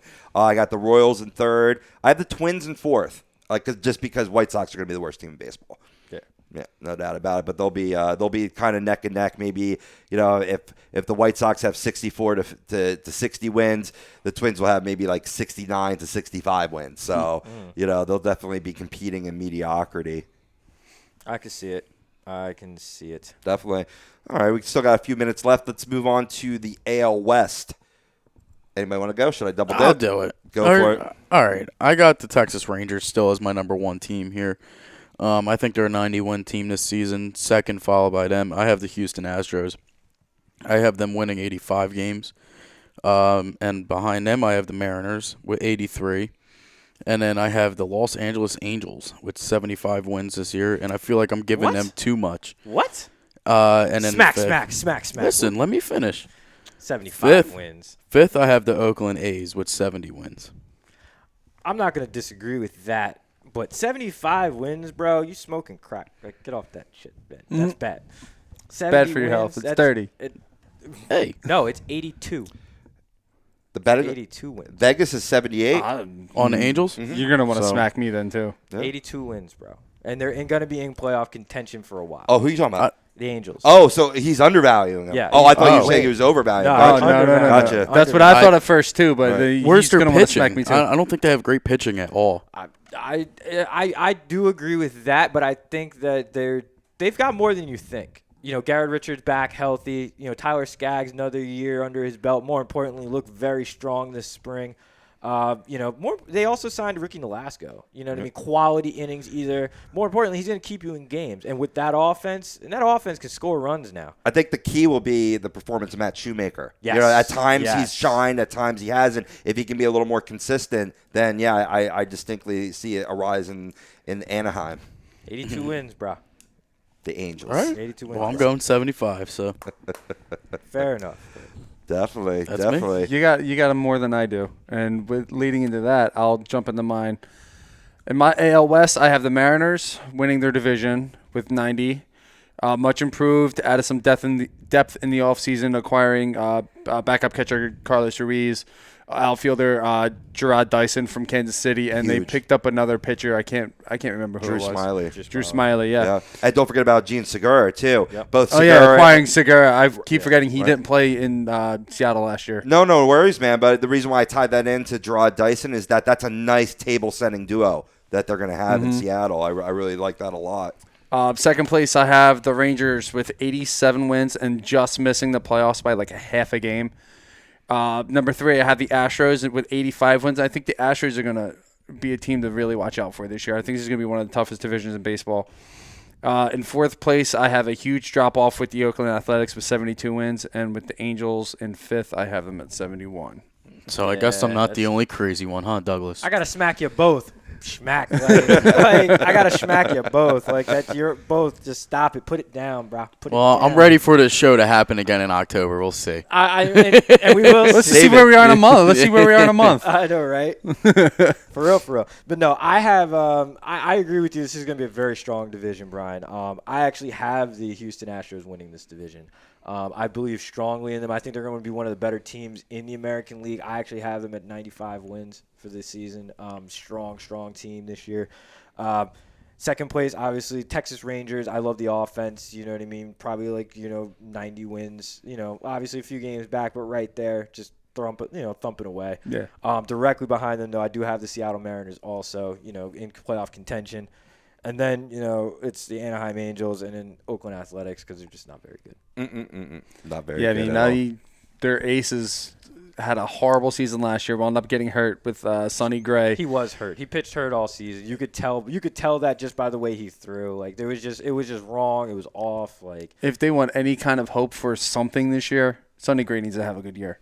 He needs to come back. He needs to have a huge rebound season. Well, he's not even going to. From what I had read, I believe he's not even going to start the season in the rotation. He's actually going to start the year on the disabled list. So they're not rushing him back. They're going to let him take his time. I kind of don't blame him for that one. No, they're not. They're not playing for anything. They're not going anywhere. Right. Why risk it for the biscuit? Right.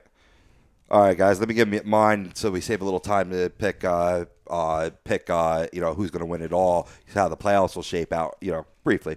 I got the Astros winning the division. I think they're going to be the most improved team in that division, and that's saying a lot based on the love I gave for Seattle. I just taking the next step. All the young kids are another year further along. Expect a big year out of George Springer, both power and speed. Maybe still batting, leadoff in that lineup.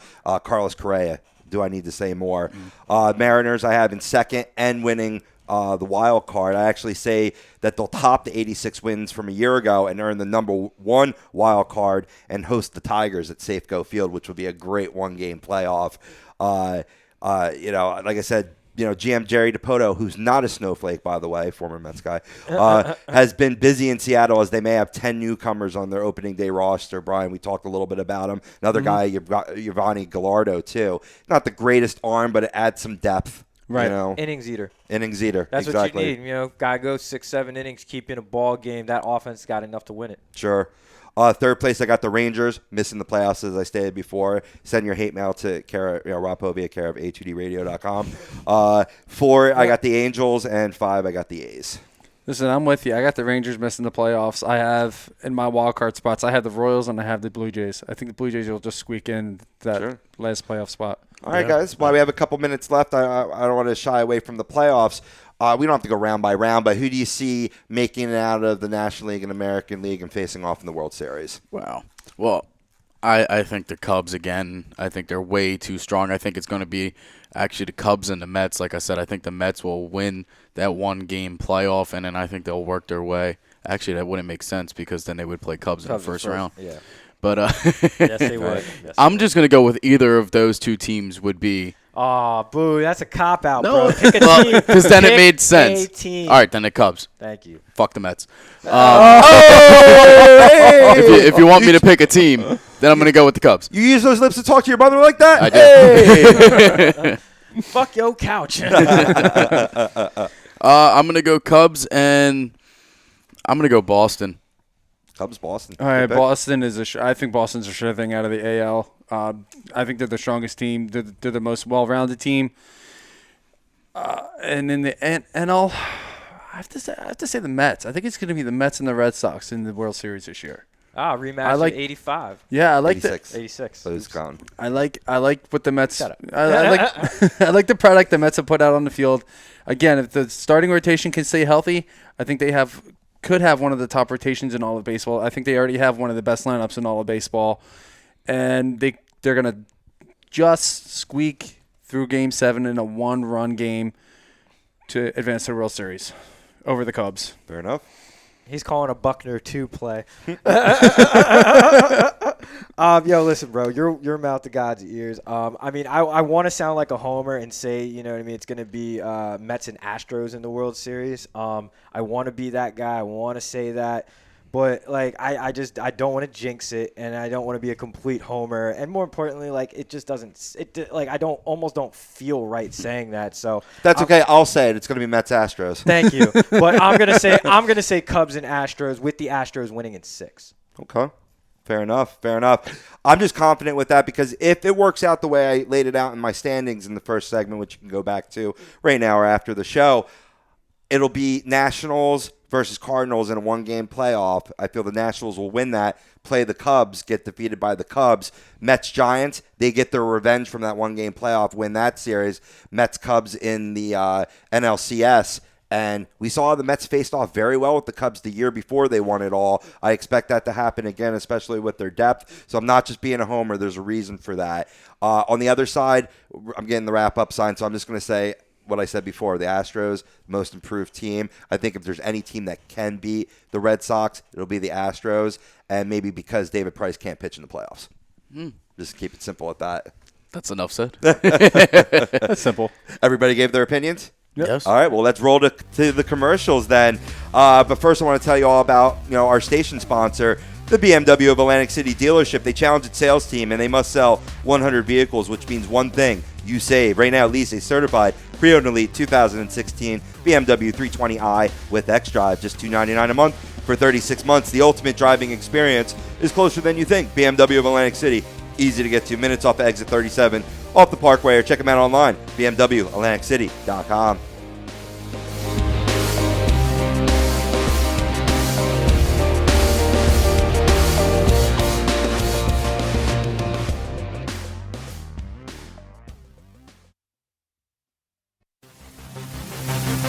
Welcome in to the worldwide leader of what? Real talk, A2DRadio.com.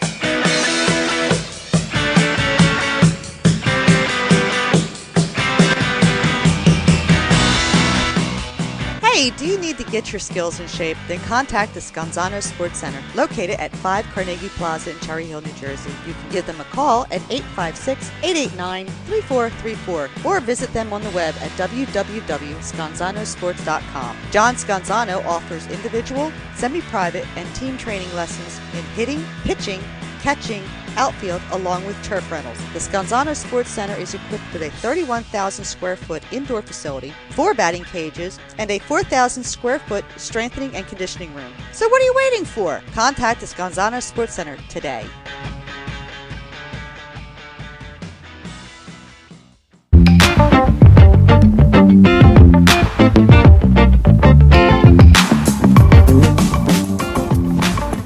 A2DRadio.com is sponsored by the Sports Outlet for all your sporting needs. Located 703 Black Horse Pike in Glendora, New Jersey. Give them a call at 856-939-2030 or email them at sportsoutletnj@comcast.net or visit them on the web at www.sportsoutletinc.com for all your sporting needs. The Sports Outlet.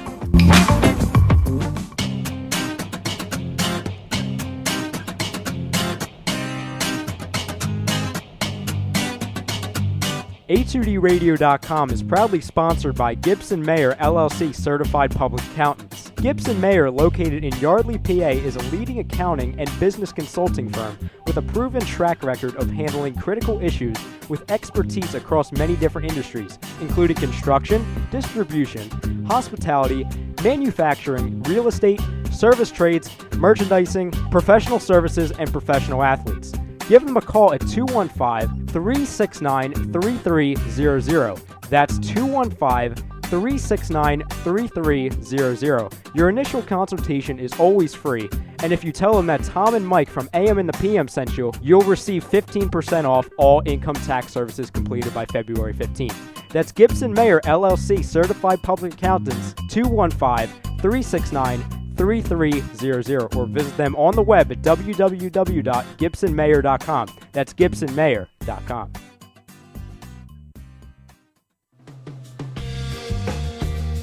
You're listening to Fantasy Dominance Now, only on A2DRadio.com.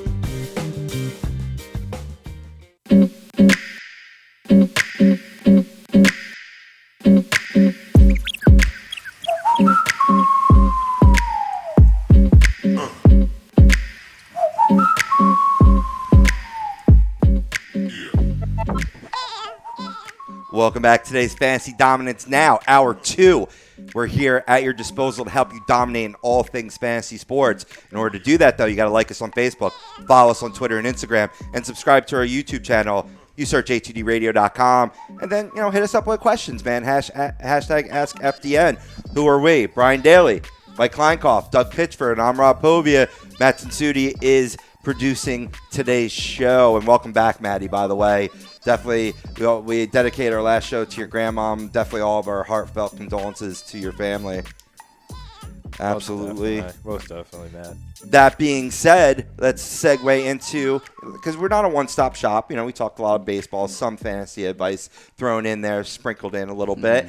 Let's get to some fantasy basketball, either DFS plays, maybe talk a little tournament. I know there's one guy you want to talk about, Mikey. Yeah, everybody's favorite fantasy player. That's LaVar Ball. Oh, man, what hasn't he said? Yo? I love this it. Guy, there's a whole Facebook page dedicated to what would LaVar Ball say. I love it. Yo, that's like what would Tebow do? Yo, Yeah. It's now what would LaVar say? I love the new right? one. Kobe's my other son. That is great. I'm like, stop. That is great. I was like, yo, he would say some crazy shit like that. Yo, LaVar, first off, I love LaVar Ball. I love what he does. I love his antics. And, people misconstrue this shit. I know exactly what he's doing. Yeah. He's building the Big Baller brand. Yeah. And that's exactly how he's getting his name Because out his there. son's leaving after he's one and done. Oh, he's college. a one and done. Yeah. He's easy. Yep. He already top said it. He's a top 3 pick. He said it in the locker room after the game. He's 100% a top 3 pick. Maybe Malik Monk might be ahead of him to me. First off, De'Aaron Fox is ahead of him for me. I don't believe in Monk. There's a couple other kids too. I can't think of their names off the top of the dome piece, but there's like 3 or 4 other kids that I would definitely Kennard. take. Kennard's a great player. Kennard's a great player. I would take him over Ball. There's Who's another the kid. baby-faced kid from Carolina? He's the center. I forget. He's good, but he's good. I probably would take him over Ball only because he's tall. But he's not more skilled. There's another kid at Gonzaga I would definitely take over the big Ball. Polish kid? Yeah. Yeah. He's got skill. He's got a skill set for a big man, yo. Big man with that kind of skill set. He's got a real Polish last name. Yeah, big white dude in the center. You gotta love that. Yeah, it's like he's just got the skills, man. He can pass, he can dribble a little bit, but he knows he's got back to the basket moves. He's got a mid range game. You don't you don't get guys like that. You got a crab walk, bro. Just gonna throw it out there, put you on blast. Man. For Agree to, is that all you needed, Pat? I could have thrown you that. It was funny when I was producing Agree to Disagree. You saw me low crawl. I was using my my Army skills there. Never was in the Army, but I used them. Oh, like man. Hey, I remember doing those bear crawls and stuff at football practice growing up back in the day, bro. Oh, dude, that's where sucked. I got it. Oh yeah, I hated it. Yo, I love. Hey, you know what? I actually enjoyed it, man. 7 o'clock in the morning doing some bear crawls and shit. No, come on. Still got that morning dew on the ground because it was kind of cool out. Oh yeah, Stop man. it. I love that shit, man. Because the next thing that's happening is you getting in line and you hitting them up. Nah. That's what's up, man. I miss that. I miss those days. I really do. I wish I could. I miss the days. I don't miss doing bear crawls. The hell do I want to bear crawl 100 yards for? Or hill sprints, backwards and forwards. Hey man, then you don't appreciate the process, brother. Oh, I guess not then. Hey, I was doing that shit at 6 o'clock this morning, though. I'm reliving. I'm actually training in my old high school, too. Doing the sleds, pulling the ropes, the tie, all the latest. Oh, dude, ropes are brutal, but they make you feel great when you're done. Yeah. Oh, absolutely.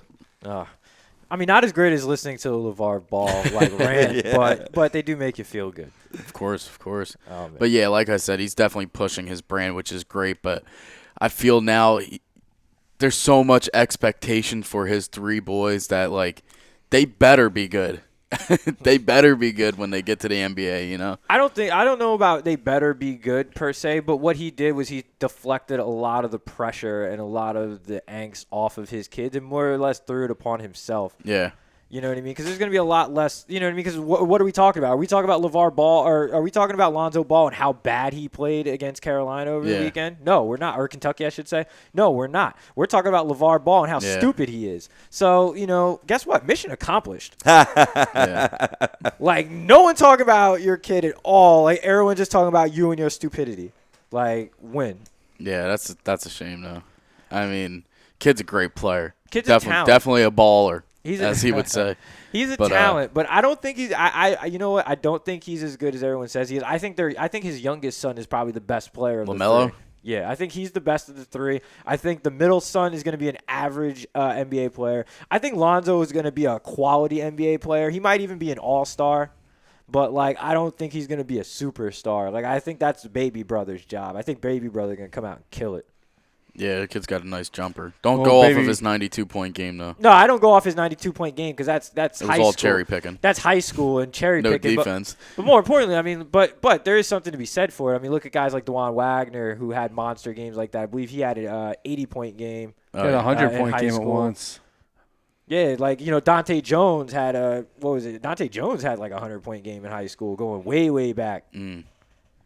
Yeah, I don't know about all that, but I know DeJuan Wagner had one, and then the very next game that he had, he was at my high school. So I remember he dropped 60 on my high school in a tournament. So Bang. I was there. I seen it.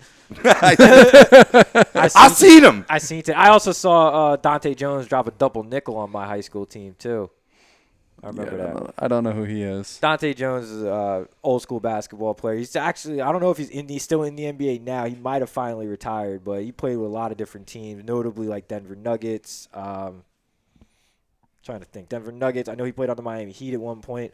Bounced around a lot. He's from Steiner High School product, Hamilton, New Jersey product. Hey, shout out to Hamilton. Hey. Let's go. Not Steiner, but Hamilton. Yeah, Hamilton. Yeah. I can't say Steiner. Screw Steiner. I mean, even that's though a product of J.R. Smith too. Steiner. He was there as a freshman, but yes, he was. J.R. Smith. Where he went to Lakewood after. What was he? Freehold. Where do you grow up? Freehold. Something like that. Yeah, I don't think he's originally from Hamilton. Twin River, something like that. I forget. He has New Jersey product. We'll go with that. Oh yeah, he's definitely Jersey born, Jersey born, Jersey bred. A lot of great stars from New Jersey. Oh yeah, well that's because we're a basketball spot, bro. Kyrie Irving. Big name there. Newark, New Jersey. Big shout out there. I'm pretty sure Rodney Hood's also from New Jersey. Swing man for the Utah Jazz, if I'm not mistaken, from New Jersey. Shaquille O'Neal, grew up Newark, New Jersey. A lot of NBA players come out of New Jersey, bro. Yeah, gotta love it. We're keeping it with basketball. I mean, hey, Fanduel's getting close to the end for the NBA season. It is getting close to the end for the NBA season. Unfortunately, your fantasy playoffs, hopefully they went really, really well for most of y'all. I know I got knocked out in the semifinals because my team played like hot garbage. Shout out to my bullshit ass squad. Y'all fuckers suck. I hope y'all fucking go choke on a bag of dicks, all of you.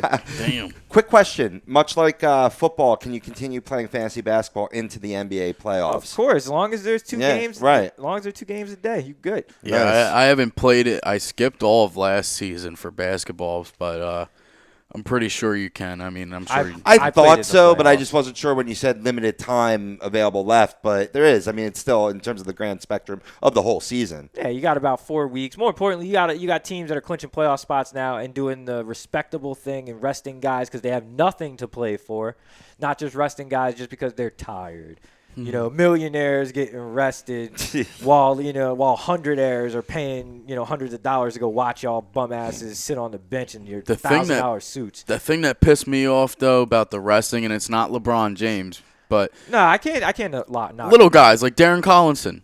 All right, there's no late swap in Fanduel, even though they are bringing it back now for the MLB season. There is categories where you can do late swap and no late swap games, which I think is great because a lot of times, you'll get that unexpected severe thunderstorm in like the southern states, where it'll postpone a game. Yeah. But no, I mean, that is one of the few things that does piss me off about all these factions is that they don't allow you to they lock the games once the first game starts. Yeah. They lock everything. That's not fair. That's not right. Like it should be, players should lock once the game starts. Gives you an opportunity if shenanigans happen. Yeah. You can pull a guy and swap him out. The game earlier this season where I want to say Jahlil Okafor back when or Joel Embiid, one of the two I had starting. Right on. And it was the game where there was water seepage from the hockey rink. Yep. Coming, and the surface was wet, so I couldn't. There's There's points right there. There's an easy 30, 40 points. I think I had two guys in that game that I couldn't use. Actually, it was against the Kings. It was DeMarcus Cousins. Yep. That's who I had before he was traded. It was during that game, and it was just like, come on, like that's a big value guy that I could not use, and it happens to be with the Kings again. Darren Collinson, about a week ago when I played, he's resting. I'm like, dude, you barely play as it is. Why are you resting? Yeah, right. Well, first off, no offense, but if you're playing Darren Collison and you bitching about him resting, you already fucked up. Well, no, because you're looking for value. Yeah, but Darren Collison, you already fucked up. No. Yes. No. Yes. Okay. Think what you want. Collinson has done great for me before. I'm not saying he's not a good player. I'm not saying you can't get value out of him, but if you're bitching about that, then you could have reconstructed your lineup with a couple of minor tweaks and get somebody a little bit better in there. You need him to get about 27 fantasy points for him to hit value. Fair. Which is, for a starter that's going to get you 33 minutes, I think is right. But at his awesome. Yeah, but at his put your average, money somewhere else. But at his average value, which is somewhere around 6,000 for a point guard, which is little below. It's a little below, give or take 50. We'll call it 5,700. Guess what? You could have reallocated an extra like 2,000 and put in George Hill, who would get you 35 points a game, minimum. Or you could use the extra 2,000 and lose 5 points and go somewhere else. No, I said a couple hundred. But yeah, you could also add a couple hundred. Yeah, but a couple hundred, nothing though. I mean, you can turn around and flip that and turn that into a forward like TJ Warren, who's very undervalued all day, every day, and puts up nothing but double digits every time he hits the floor. You know what I mean? Or you can pick up a Shabazz Muhammad, who's been red hot right now. He always screws me. He does screw. He screws so does me Kevin too. Love. I don't care about Kevin Love. I never pled that bump. And Draymond Green. Well, first off, this is the time of year where you don't play those big names. Well, I'm not saying now, but I'm saying every time I do pick them. Well, it'd be the most favorable matchup for Draymond Green. He'll have 5 points, 4 assists, 3 rebounds.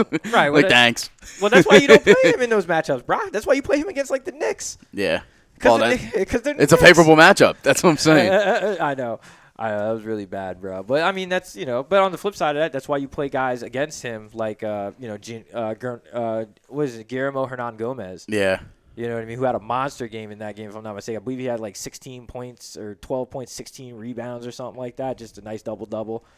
Cost you next to nothing. Like I think he's in the 4,000 still, if I'm not mistaken. I think he's like 4,400 or 4,700. Yeah, I think he's up there now. Yeah, well, that's because he's getting notoriety now. Yeah, well, going with a nice value play tonight, and I like this guy, Sean Long for the Sixers. He's been playing a lot of minutes. I mean, averaging close to like 20 to 23 minutes a game. But when he's on the court, he's been getting almost double-doubles every game. Yeah. So, I mean, great value, $4,500. That's not bad value for tonight. There we go. Now, I mean, I'm having that problem with the vernacular with right Jahlil Okafor and Henderson still out. I mean, this guy's going to see more minutes, and to me, he's a great player. He should see more minutes. I'm just looking over tonight's schedule real quick. Big slate. Yeah, I don't mess with that. I like Golden State Houston no matter what. I'm loading. High scoring game. That and the Washington game too. Washington, LA Lakers, that's another one, and the Denver Portland game. So maybe I'd stick to doing the late night schedule if I'm playing tonight. Yeah. Because I just like loading up in those 3 games. But Phoenix and Atlanta could be a sleeper in terms of a lot of high scoring in that one. And Detroit, Miami could be another one where you could see some bigger numbers put up in that game. The only thing about the Washington LA game I think is going to be a blowout, which means that John Wall, somebody that you're going to spend $10,000 of your salary on, how long is he going to be in the game? But I'm not spending $10,000 on John I'm just Wall. saying though, But I'm not mean, spending $10,000. Okay, I'm just saying, somebody who is going to spend that money, they're not going to be in the game long. Right, but I'm going to tell that person not to spend that money on John Wall. I'm going to tell that person, if you're going to buy somebody in Washington for tonight, I'm buying Bradley Beal or Otto Porter for tonight. Yeah, guys that will play the whole game. Well, no, not even. They probably They'll won't stay play in. the game. Yeah, they probably won't even play the whole game either. They're just going to put up bigger numbers because it's the LA Lakers, and John Wall's not going to put in that kind of work. He's just going to have like a 15-assist game. Which is nice. Yeah, exactly. Which is nice if you're still going to play John Yeah. Wall and not listening to a motherfucker. But that's on you. But no, if I'm a cheap play guy as a big that I love and I've been rolling with lately has been Allen Williams of the Phoenix Suns. I mean, granted, he's not getting a ton of minutes. Averaging about 25 minutes a game. But in that 25 minutes a game, he's putting up like 13 points, 13 rebounds. Like just straight double-doubles. You talk about a guy, another $4,000 center, super cheap, allows you to load up with guys, especially on a night like tonight where you could probably try to squeeze in Steph Curry with James Harden and like a John Wall, load up through 2, 3, maybe even 4 superstars if you could squeeze the money in there and make it work right. Obviously, like I said, I believe I said Phoenix is playing tonight. Correct? Yeah, Phoenix is playing tonight. Yeah, so I'm definitely playing. Yeah, so I'm definitely going to squeeze in T.J. Warren as like a $5,000 play or $4,800 play, whatever he costing right now. Agreed. I like a couple nights ago, Gallinari hit pretty nicely for me. And, Denver is actually one of the higher scoring teams recently. And, hey, they are fighting for a playoff spot, and it's against Portland tonight. Portland, who very questionable with their defense. We know what they got with their offense, but to me, I think Denver, this is a big game. He's 6,500 for Gallinari, but to me, I think tonight against Portland, I think he could be a great play. Nah, he'd definitely be a great play tonight. I'm probably rolling with McCollum over Lillard tonight, only because I just like the matchup a little bit more for CJ. Especially at 6,900 too, being one of the top scorers in the NBA. It's like really surprising that his numbers are so low. I'm definitely staying away from Devin Booker though. He jumped $1,100 ever once he hit the 70-point game. Yeah, which he will never. I don't think he'll hit value one or two more times this season, but it's going to be very tough for that. Yeah, especially with where he's at mathematically right now. I don't like that number at all. I'm gonna avoid him probably the remainder of the season. I'm just not gonna play him. With Deion Waiters probably out for tonight's game too. I'm thinking maybe another sneaky cheap play is that guy Josh Richardson in Miami. If he ever gets his head out of his ass and figures out that he actually can play basketball. Granted, like the last 3 games, he's put up over 20 fantasy points a game on Fanduel, but see what happens. Yeah, for sure. And like you said before, Otto Porter is going to be a great pick tonight against LA, 5,600. You're not going to have to need a lot for him to hit value. I mean, the last couple of games he's been sluggish. He got 27.7 against Cleveland, and against weaker defenses like Brooklyn, he only got 14.8 points, but. Yeah. That's when a guy's going to finally come through and break through for a nice game that's going to end up having you hit value. Oh, absolutely. I mean, and just on the flip, and just on the more just general side of this too, not just talking tonight. There's a few guys in general that you can really just kind of plug and play moving forward based on matchups, based on what you need, position wise. Like I said before, Guillermo Hernan Gomez is a guy that I'm liking on the plug and play. For the next, for the rest of the season. Allen Williams, another guy. I'm actually very high on Dario Saric. I think he's a guy who you could really, you're going to get 30-plus fantasy points out of pretty much on a nightly basis at this point. He's really come on strong. Yeah, he's been pretty damn good recently. Well, he's been the only source of some kind of offense in that Sixers lineup, so. Yeah, that's that, and those are the guys you need down the stretch, man. You know what I mean? Guys who are still a little undervalued. 'Cause I believe he's still in the 6,000s, I believe, in terms of value. Am I correct there, sir? Oh, Sark? Yeah. No, I think he's actually moved up into the 7s. Even in the mid sevens, it's still value there. Based on what 73. Yeah, for 7,300, I'll take Saric. I'll take Saric in a potential 35 a game, easy. And it's against Brooklyn tonight, so. Is a favorable matchup. I mean, the last game he played 28 minutes, 18.5 points, which is not hitting. But the game before that against Chicago, he went up for 45 fantasy points. So exactly, you know what I mean. So you got to take. Young player, you always take the hits with the misses. Real quick, guys, all of your recommendations being brought to you by the Sports Outlet. For all your sporting needs, give them a call, 856-939-2030, or look them up online, sportsoutletinc.com. Yeah, man. Another value guy for the Nets that a lot of people have been playing is Karis LeVert. Shooting guard for, obviously, like I said, the Brooklyn Nets. He's only valued at $4,000. But, I mean, recently he hasn't been hitting, but the games before he was absolutely killing it. Yeah, it was. And it was great having him on my team and another guy from the Nets, Rondé Hollis-Jefferson. I don't know what it is, but the Nets have been lights out lately. That's because they're a young team playing.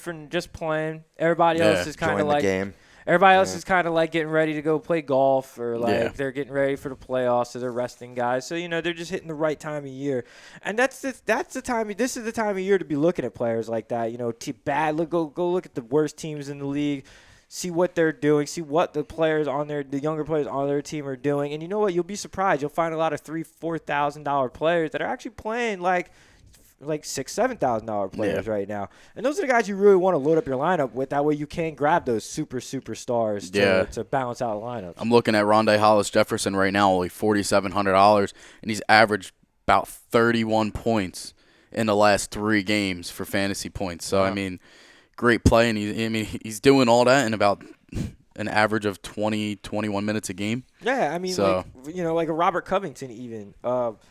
Robert Covington's been averaging about 28 fantasy points a game over his last 4 games. Another guy just playing well on a Sixers team that's starving. They're starving right now. They need guys that can put the ball in the bucket.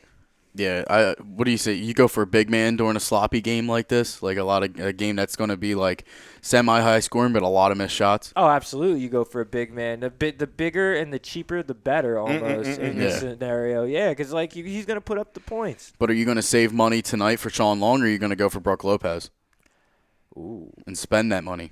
Ooh, that's the debate. That's the great debate, my friend. But then again, if you save the money and go with Sean Long, who isn't too much of a risk, you could go for guys with more money like James Harden tonight against Golden State, or vice versa with Steph Curry against Houston, who, Houston's defense has shown that it lets up over 100 points, well over 100 points a game. Absolutely. Oh, yeah, they do. I actually am going to lean. I would actually, like I said, I would probably go with Allen Williams tonight. I like the matchup at Atlanta. Okay. Atlanta's a nicer matchup. You know what I mean? For me, Dwight Howard never hits. We all know that. Dwight Howard, yeah, exactly. Dwight Howard, and he's not hitting his free throws either. So, because real quick, I just wanted to ask you guys before we wrap up. Since you mentioned Harden, there's been a debate on Harden or Westbrook for MVP, or maybe being co-MVP. Where do you two gentlemen stand on that? Kawhi Leonard. Just take both of them out of the lineup. Nah, I mean, easy if you're going by statistics and everything like that. You got to go Russell Westbrook. He's averaging a triple-double. Yeah, I mean, we haven't seen this, and he's one of 2 guys now that are going to average a triple-double. And but if you really want to look at, all around who's supporting the team, it's Kawhi, I think. I mean, he's going to be probably Defensive Player of the Year. Definitely Defensive Player of the Year. And he's had a breakout year. I mean, he's 25-plus points a game. I mean, I agree with you. I can see where you're coming from. But if you're going to use that as a team award and who's the most valuable player to their team, then I think I would almost put Giannis Antetokounmpo ahead of Kawhi Leonard even, because without him, that Milwaukee team's a 30-win team. Well, so are the Cavs without LeBron. That's not true, because they still have Kyrie and Love. They'll still win 50 games. They'll still win 50 because of Kyrie. They're struggling for 50 this year with LeBron. Right, but that's because you got guys that are comfortable and they just won a title. So you got a little bit of title hangover and a bunch of other things going on. But if you're going to talk about it in that regard, you would have to put him over him. But I would still put James Harden over both of them, because without James Harden, that team doesn't tick. You're talking about a guy who's third in the NBA in scoring, leads the NBA in assists. What is it? He's got, I believe he leads the NBA in assist-to-turnover ratio, which is insane for a guy that turns the ball over. He used to was among the league leaders sometimes in 10 turnovers. a game. Yeah. You're talking about a guy who's really almost reinvented his game to make sure that his team stays competitive. He does what he needs to do to get his team the W. So in that regard, I would say James Harden, but in my heart, I'm saying co-MVP because you really can't say one deserves it over the other. They really both do deserve it. They both are the most valuable. That's like a player in the league. participation award. Like, congratulations. Your son came in last, but here's your award. Yeah, but you know what? This isn't a Peyton Manning, Steve McNair situation when they were co-MVPs. I don't like co-MVP. Like this is one or the other. This is a. What do you say, Brian? Well, if I had to pick, I would pick Russell Westbrook only because I know he's had like 45, 46, 47 triple-doubles on the season. Close. I think he had 37. And he's going to average a triple-double for the season. I think he's only the second man to do that. Yeah, I'm pretty sure. How does he not get MVP? Yeah. You know, on the count of that. Because James Harden's a beast. They both are. I don't really know enough about James Harden to say either way, but from the things that I'm hearing about Russell Westbrook, I mean, last night, easily. think about it. Oklahoma City went on a 14-whatever run, and he had 12 of those points, including the game-winning shot.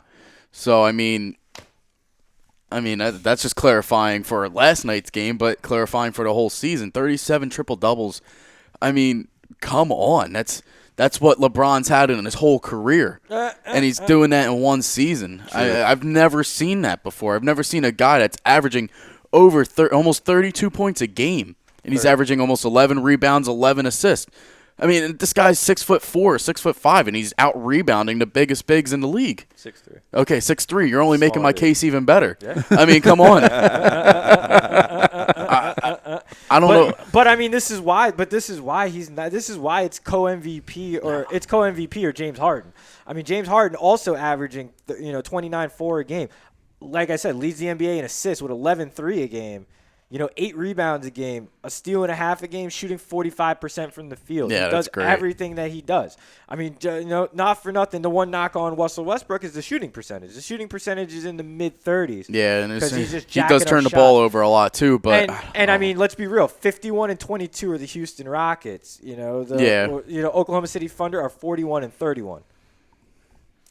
Both playoff teams, but no. Well, I mean, yes. I mean, Oklahoma City is battling for that 8 spot, whereas Houston's battling for the top spot. Yeah. You know what I mean? So, like, when I you got talk you. No, I totally understand it. That's an MVP performance. Oklahoma right City, if they get the 8th seed, will be swept by Golden State or San Antonio. So. Well, no, Golden State or Houston, but yeah. Or San Antonio. Yeah, San Antonio's not getting that top spot. We'll see. Not happening. Oh, next time. Yeah, we'll talk about that next week when we take a tour around the NBA and NCAA world. Thank you, gentlemen. Appreciate it. We didn't even get our Final Four picks in. Oh, well. Save it on the other side. Yeah. We'll go poll results, picks, get into some fantasy hockey, maybe talk WrestleMania if we got a little time, round out the show. Still a lot more to go, as you can tell, ladies and germs, on Fantasy Dominance now here on A2DRadio.com, being sponsored by Soap Stash. Treat your skin with the best nutrients. Feel clean with the only soap you'll need.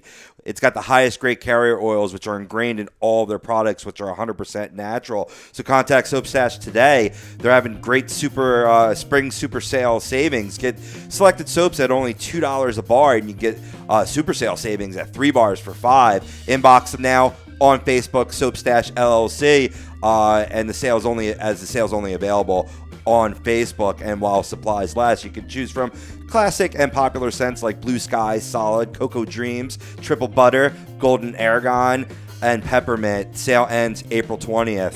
So if you want to give them a call, get some more information, 844-890-3197. You can look them up online, soapstash.com, or as I said, their Facebook, Soap Stash LLC is what you'll search. Soap Stash, the new soap standard, the only soap you'll need. You know what we're going. You know who we are. We'll catch you on the other side.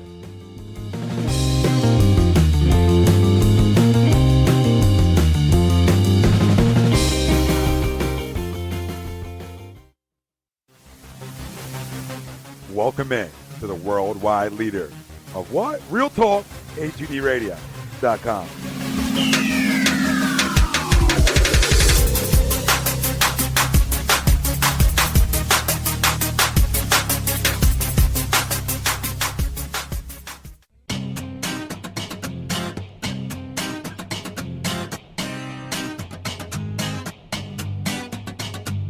A2DRadio.com is proudly sponsored by Gibson Mayer LLC Certified Public Accountants. Gibson Mayer, located in Yardley, PA, is a leading accounting and business consulting firm with a proven track record of handling critical issues with expertise across many different industries, including construction, distribution, hospitality, manufacturing, real estate, service trades, merchandising, professional services, and professional athletes.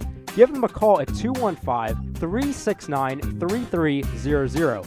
That's 215-369-3300. Your initial consultation is always free, and if you tell them that Tom and Mike from AM and the PM sent you, you'll receive 15% off all income tax services completed by February 15th. That's Gibson Mayer LLC Certified Public Accountants, 215-369-3300, or visit them on the web at www.gibsonmayer.com. That's gibsonmayer.com.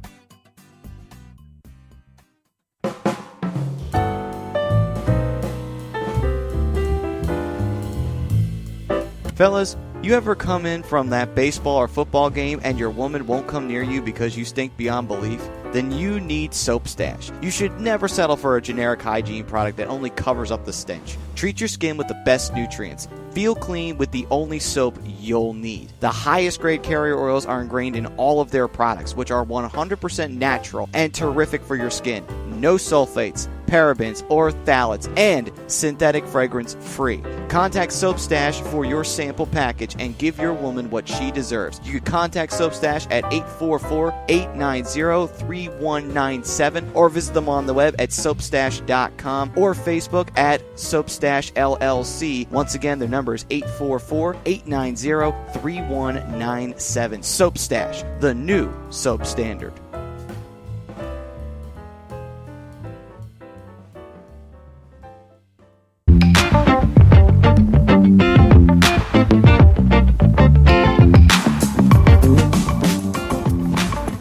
A2DRadio.com is sponsored by the Sports Outlet for all your sporting needs. Located 703 Black Horse Pike in Glendora, New Jersey. Give them a call at 856-939-2030 or email them at sportsoutletnj@comcast.net or visit them on the web at www.sportsoutletinc.com for all your sporting needs. The Sports Outlet.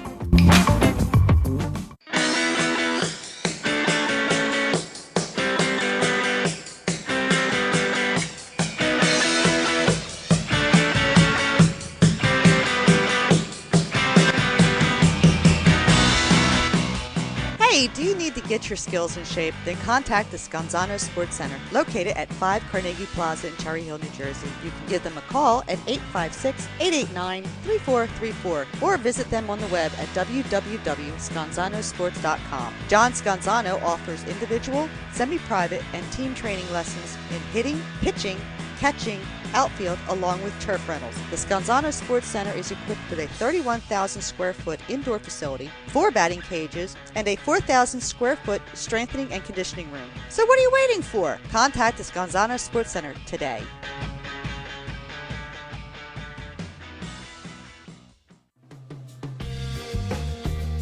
You're listening to Fantasy Dominance Now, only on A2DRadio.com.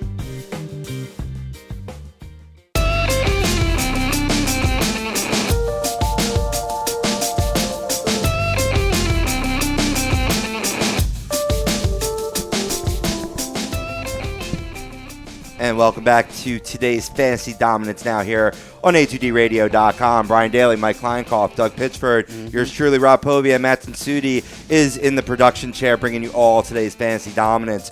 On Twitter, we asked you what perennial powerhouse will miss the MLB playoffs. Cardinals, Giants, Blue Jays, and Rangers were your options. And with 32% of the vote goes to the Toronto Blue Jays. Hey.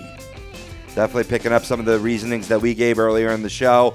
Then there's a logjam.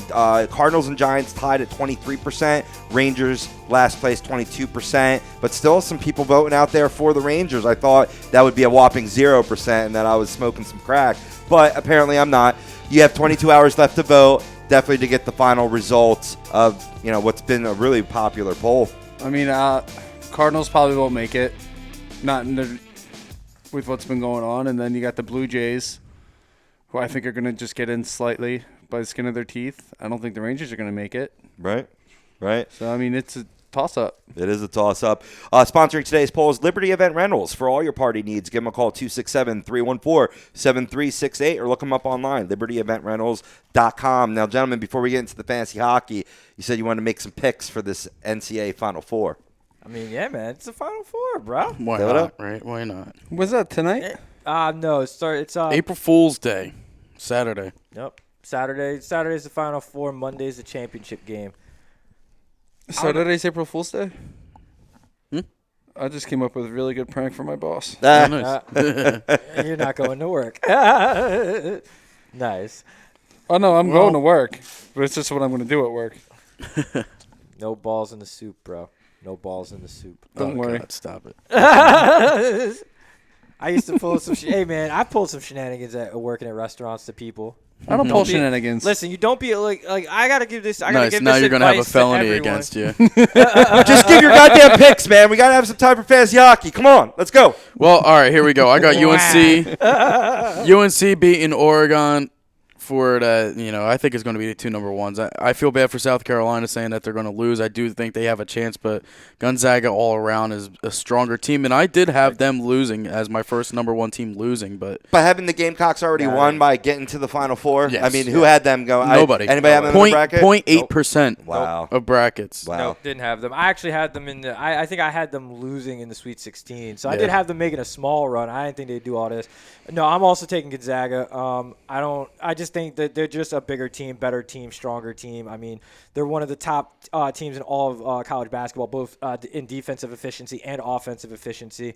That does say something, and they play one of the best schedules in the country, one of the toughest schedules in the country. So, that's all you really need to know about Gonzaga.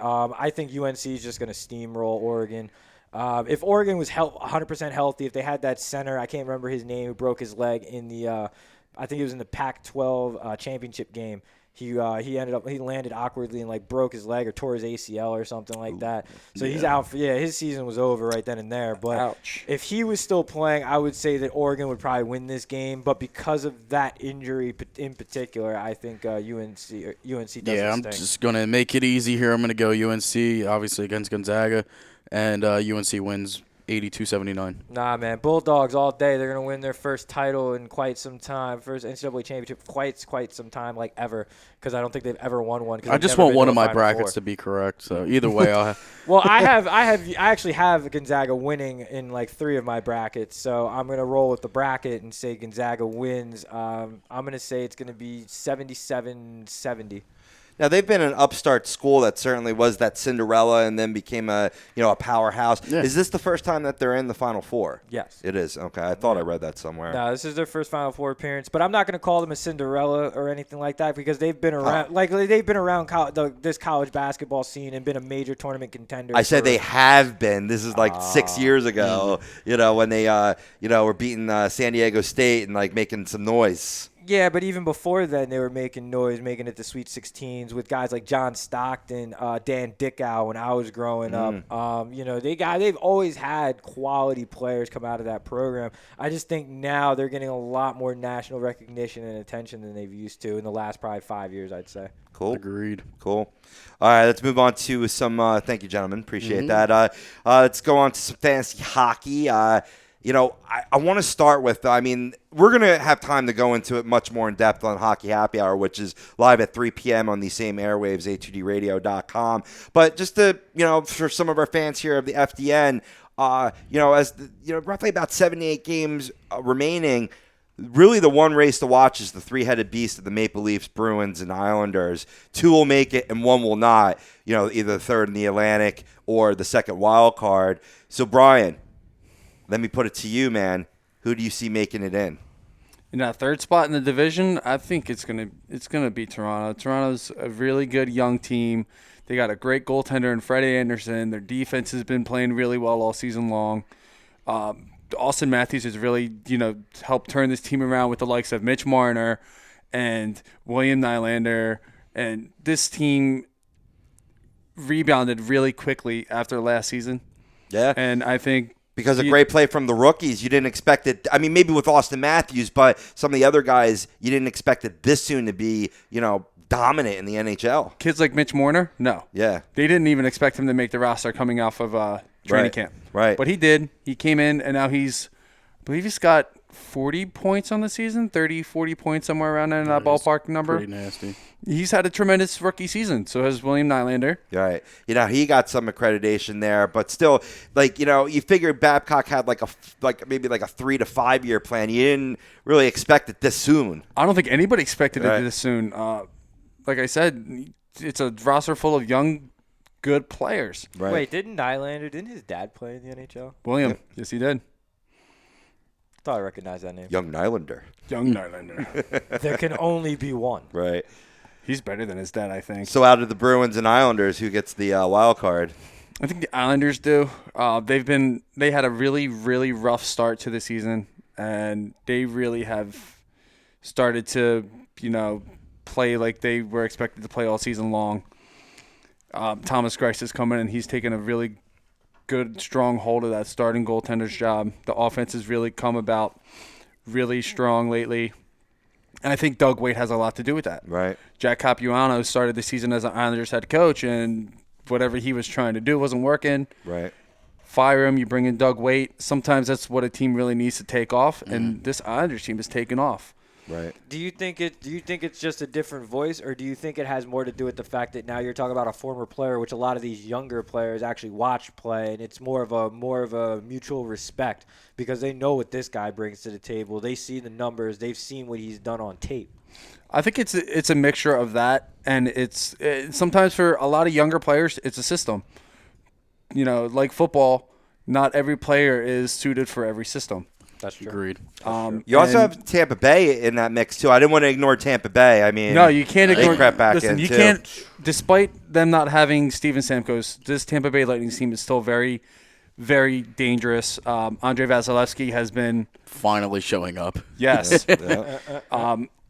Now that he has the reins, it's his team now. He's a starting goaltender. He's got a really good defense in front of him. He's got an offense that can score. Nikita Kucherov, Ryan Callahan. I was just about to say Kucherov has really taken off the leadership. Hot, man. And he did it last year in the playoffs. The Tampa Bay Lightning are 7-3 in the last 10 games, just coming off a huge 5-4 win over Chicago. Just to give you an idea of how hot Kucherov is, he's had 9 points, 2 power play goals, and 18 shots on goal in the last 7 days. Not last 7 games, last 7 days. Yeah, that's insane. He's one of my DFS advocates. He's going to absolutely. cost you a pretty penny, but he's worth it. Oh, absolutely worth it. The Boston Bruins, they're playing good hockey. 5-5 in the last 10. Just actually beat the Islanders on the 25th in a 2-1 final. I think this Boston team's going to fizzle out. Yeah. They've played strong all season, most of the season, especially since Julian got fired. Claude Julien got fired. I was blanking on his name for a second. You got it. Plenty of time. Plenty of time. They're only 9 games over in their record, 39-30-6 on the season. I don't know. I don't like it. I think they're going to fizzle out. I think either Tampa Bay or the Lightning or the Islanders are going to get it. I think it's going to be Tampa Bay. Yeah. Personally, Tampa Bay is just way too hot right now. Like you said, Kucherov has just been insane. I mean, last night Jonathan Drouin 2 goals, making it 20th for the year. I mean, that's a guy that they really needed to step up this season, and clearly he has. It's second year in the league, third year in the league, whatever it is, but. He's been, stepping up like Kucherov as well, with Stamkos being out almost all season. And, there is signs that Stamkos is possible return for the playoffs if they do make it. Right? Yeah, I know he's been skating for a while with the team. It's just a matter of how healthy is he? Yeah. Is he ready to go? Right. He made a huge impact in the playoffs last year in the one game that he came back against the Penguins. Right. I mean, they almost took that away from us. So. And then with what Mikey just said about Jonathan Drouin, Drouin is showing the Lightning why they were smart not to trade him. I mean, despite the bullshit that he went through last season and crying like a little bitch about, not being on the NHL roster or getting sent down or whatever, he's starting to show his worth and why he should have been kept on that roster. Right. And why Stevie Y was extremely smart to not let him go. Right. Shifting over to the West real quick, pretty much the top 8, or should I say the top 3 from each division and the 2 wild cards in this new fandangled setup that Bettman came up with. He's bejazzled it. Yeah, exactly. Is pretty much set up, but positioning can come into play, particularly with the Nashville Predators and a hot St. Louis Blues team. I mean, I'm just going to go right into it in terms of one of my DFS plays for goaltender. It's got to be Jake Allen. He's a big reason for the Blues' resurgence into the playoff picture, and it's been his steady play that's been, the cause of that. I mean, over the last 7 days, he has been even better. He's been absolutely unworldly, even topping Mr. Holtby in Washington in terms of fantasy point production. He's had 3 wins, 102 saves with only 7 goals allowed. So, definitely a hot player in DFS, and I think he could take St. Louis back into that 3rd spot in the Central Division. You know who else has been playing lights out goalie? Jonathan Bernier for the Anaheim Ducks. Since Jonathan Gibson has gone down, he has done nothing but help this team win. If I'm not mistaken, too, he is getting the start tonight. He is. Oh no, I would not start him right now. Anaheim being 8-1-1, and the Pacific Division is still up for grabs. So any positioning in this division is still wide open between Anaheim, San Jose, Edmonton, and Calgary, all within 3 points of each other. No. So that Logjam. Logjam is right. That division is still completely up for grabs. St. Louis is in that number 2 wildcard spot right now at 88 points. And that's pretty much going to be your playoffs right now, including Chicago, Minnesota, and Nashville. That's your West Coast playoffs, is all battling for position now.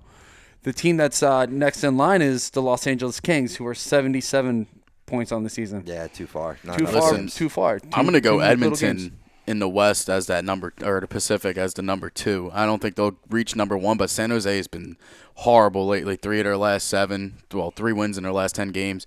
Just got smoked by Nashville. They've been playing horrible hockey. I mean, still, granted, I think they could easily make it to the Western Conference Finals, but they've just been very sloppy lately. I don't think they'll be considered a wild card team, but they are going to. I think they'll finish 3rd. Yeah, I think Edmonton's going to be that surprise team that came from being, 3rd, 4th worst last season to being a top tier team. Yeah, they're another one. They're another one that has kind of come out of nowhere and just kind of. I love it. I do. Complete 180 just over the summer. Go back to what you said about San Jose. San Jose is on a 6-game losing streak, so that's not going to help them in their playoff positioning at all. I kind of agree with you, Mikey. I think they could fall into that wild card spot. Yeah. Calgary's been playing pretty decent too at 7-3 over their last 10 games. 2-game winning streak, just beating Colorado, which I could beat Colorado right now, but it's not saying much. But even so, it wins a win in the NHL, and it's 2 points, and it's keeps you climbing in the standings. That game last night helped me win in Fanduel. By the way, 252 points last night for Fanduel, which is my highest mark I've ever reached. Now, I've been saying this all year, and I'm going to go back and say this on the Hockey Happy Hour later. Yeah, I'm going to say we have plenty of time to go in depth. 3 o'clock, Hockey Happy Hour. But I will say this. I said at the beginning of the season, Anaheim will be a first-round exit. I don't believe that anymore. Really? No. Oh, boy. What? No. Well, I hope that you would have a little faith behind your team. Well, here's the thing. I wasn't sure how Getzlaf and Perry were going to play under Randy Carlyle, and Perry has had a pretty shitty season. I feel the same way about the Penguins right now with the team that they have. With the players right now, they are a first-round exit because we have no defense. We're missing Malkin, Hagelin, Letang. We're missing big names, and we've played shitty games. And that's the other thing. Anaheim's defense has really shaped up as the season's progressed. Anaheim's goaltending has been getting better as the season's progressed. Jonathan Gibson having a pretty good season so far. Jonathan Bernier really resurging his career. Granted, he's not going to be a starter anywhere after this season, but he's put himself back as the number 1 backup goaltender in hockey. Right. Absolutely. Yeah, like I said, we'll have plenty of time, in Hockey Happy Hour, so join us 3 p.m. Just want to give a few more DFS plays before we sign off today on Fantasy Dominance Now. One guy I'm going to recommend is Jonathan Marchessault from the Florida Panthers. He's now their goal-scoring leader with 28 on the season, and he's had 6 goals in the last 7 days, including his first career hat trick. And on FanDuel, 5,100. Steal. steal. Stop it. Yeah, so definitely get him in your FanDuel or DraftKings lineups.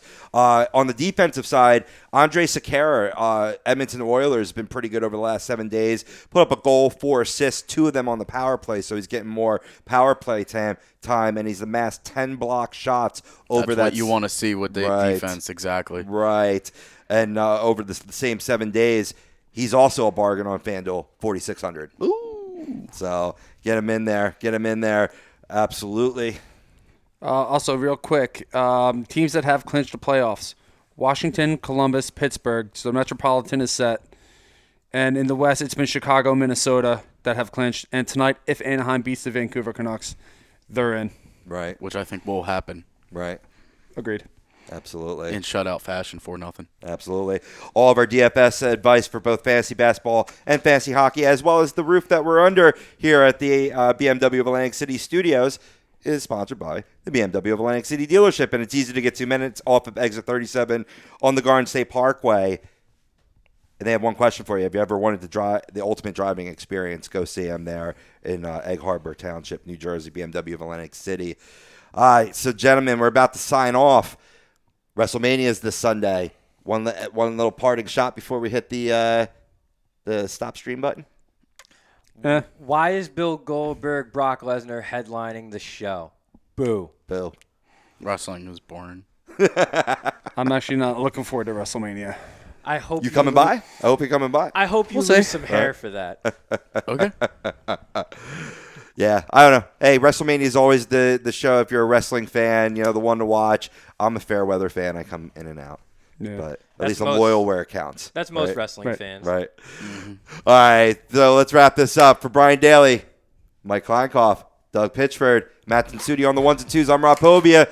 Good luck with everybody that's still out there drafting. We'll catch you next week here on Fantasy Dominance Now, only on a2dradio.com. Peace.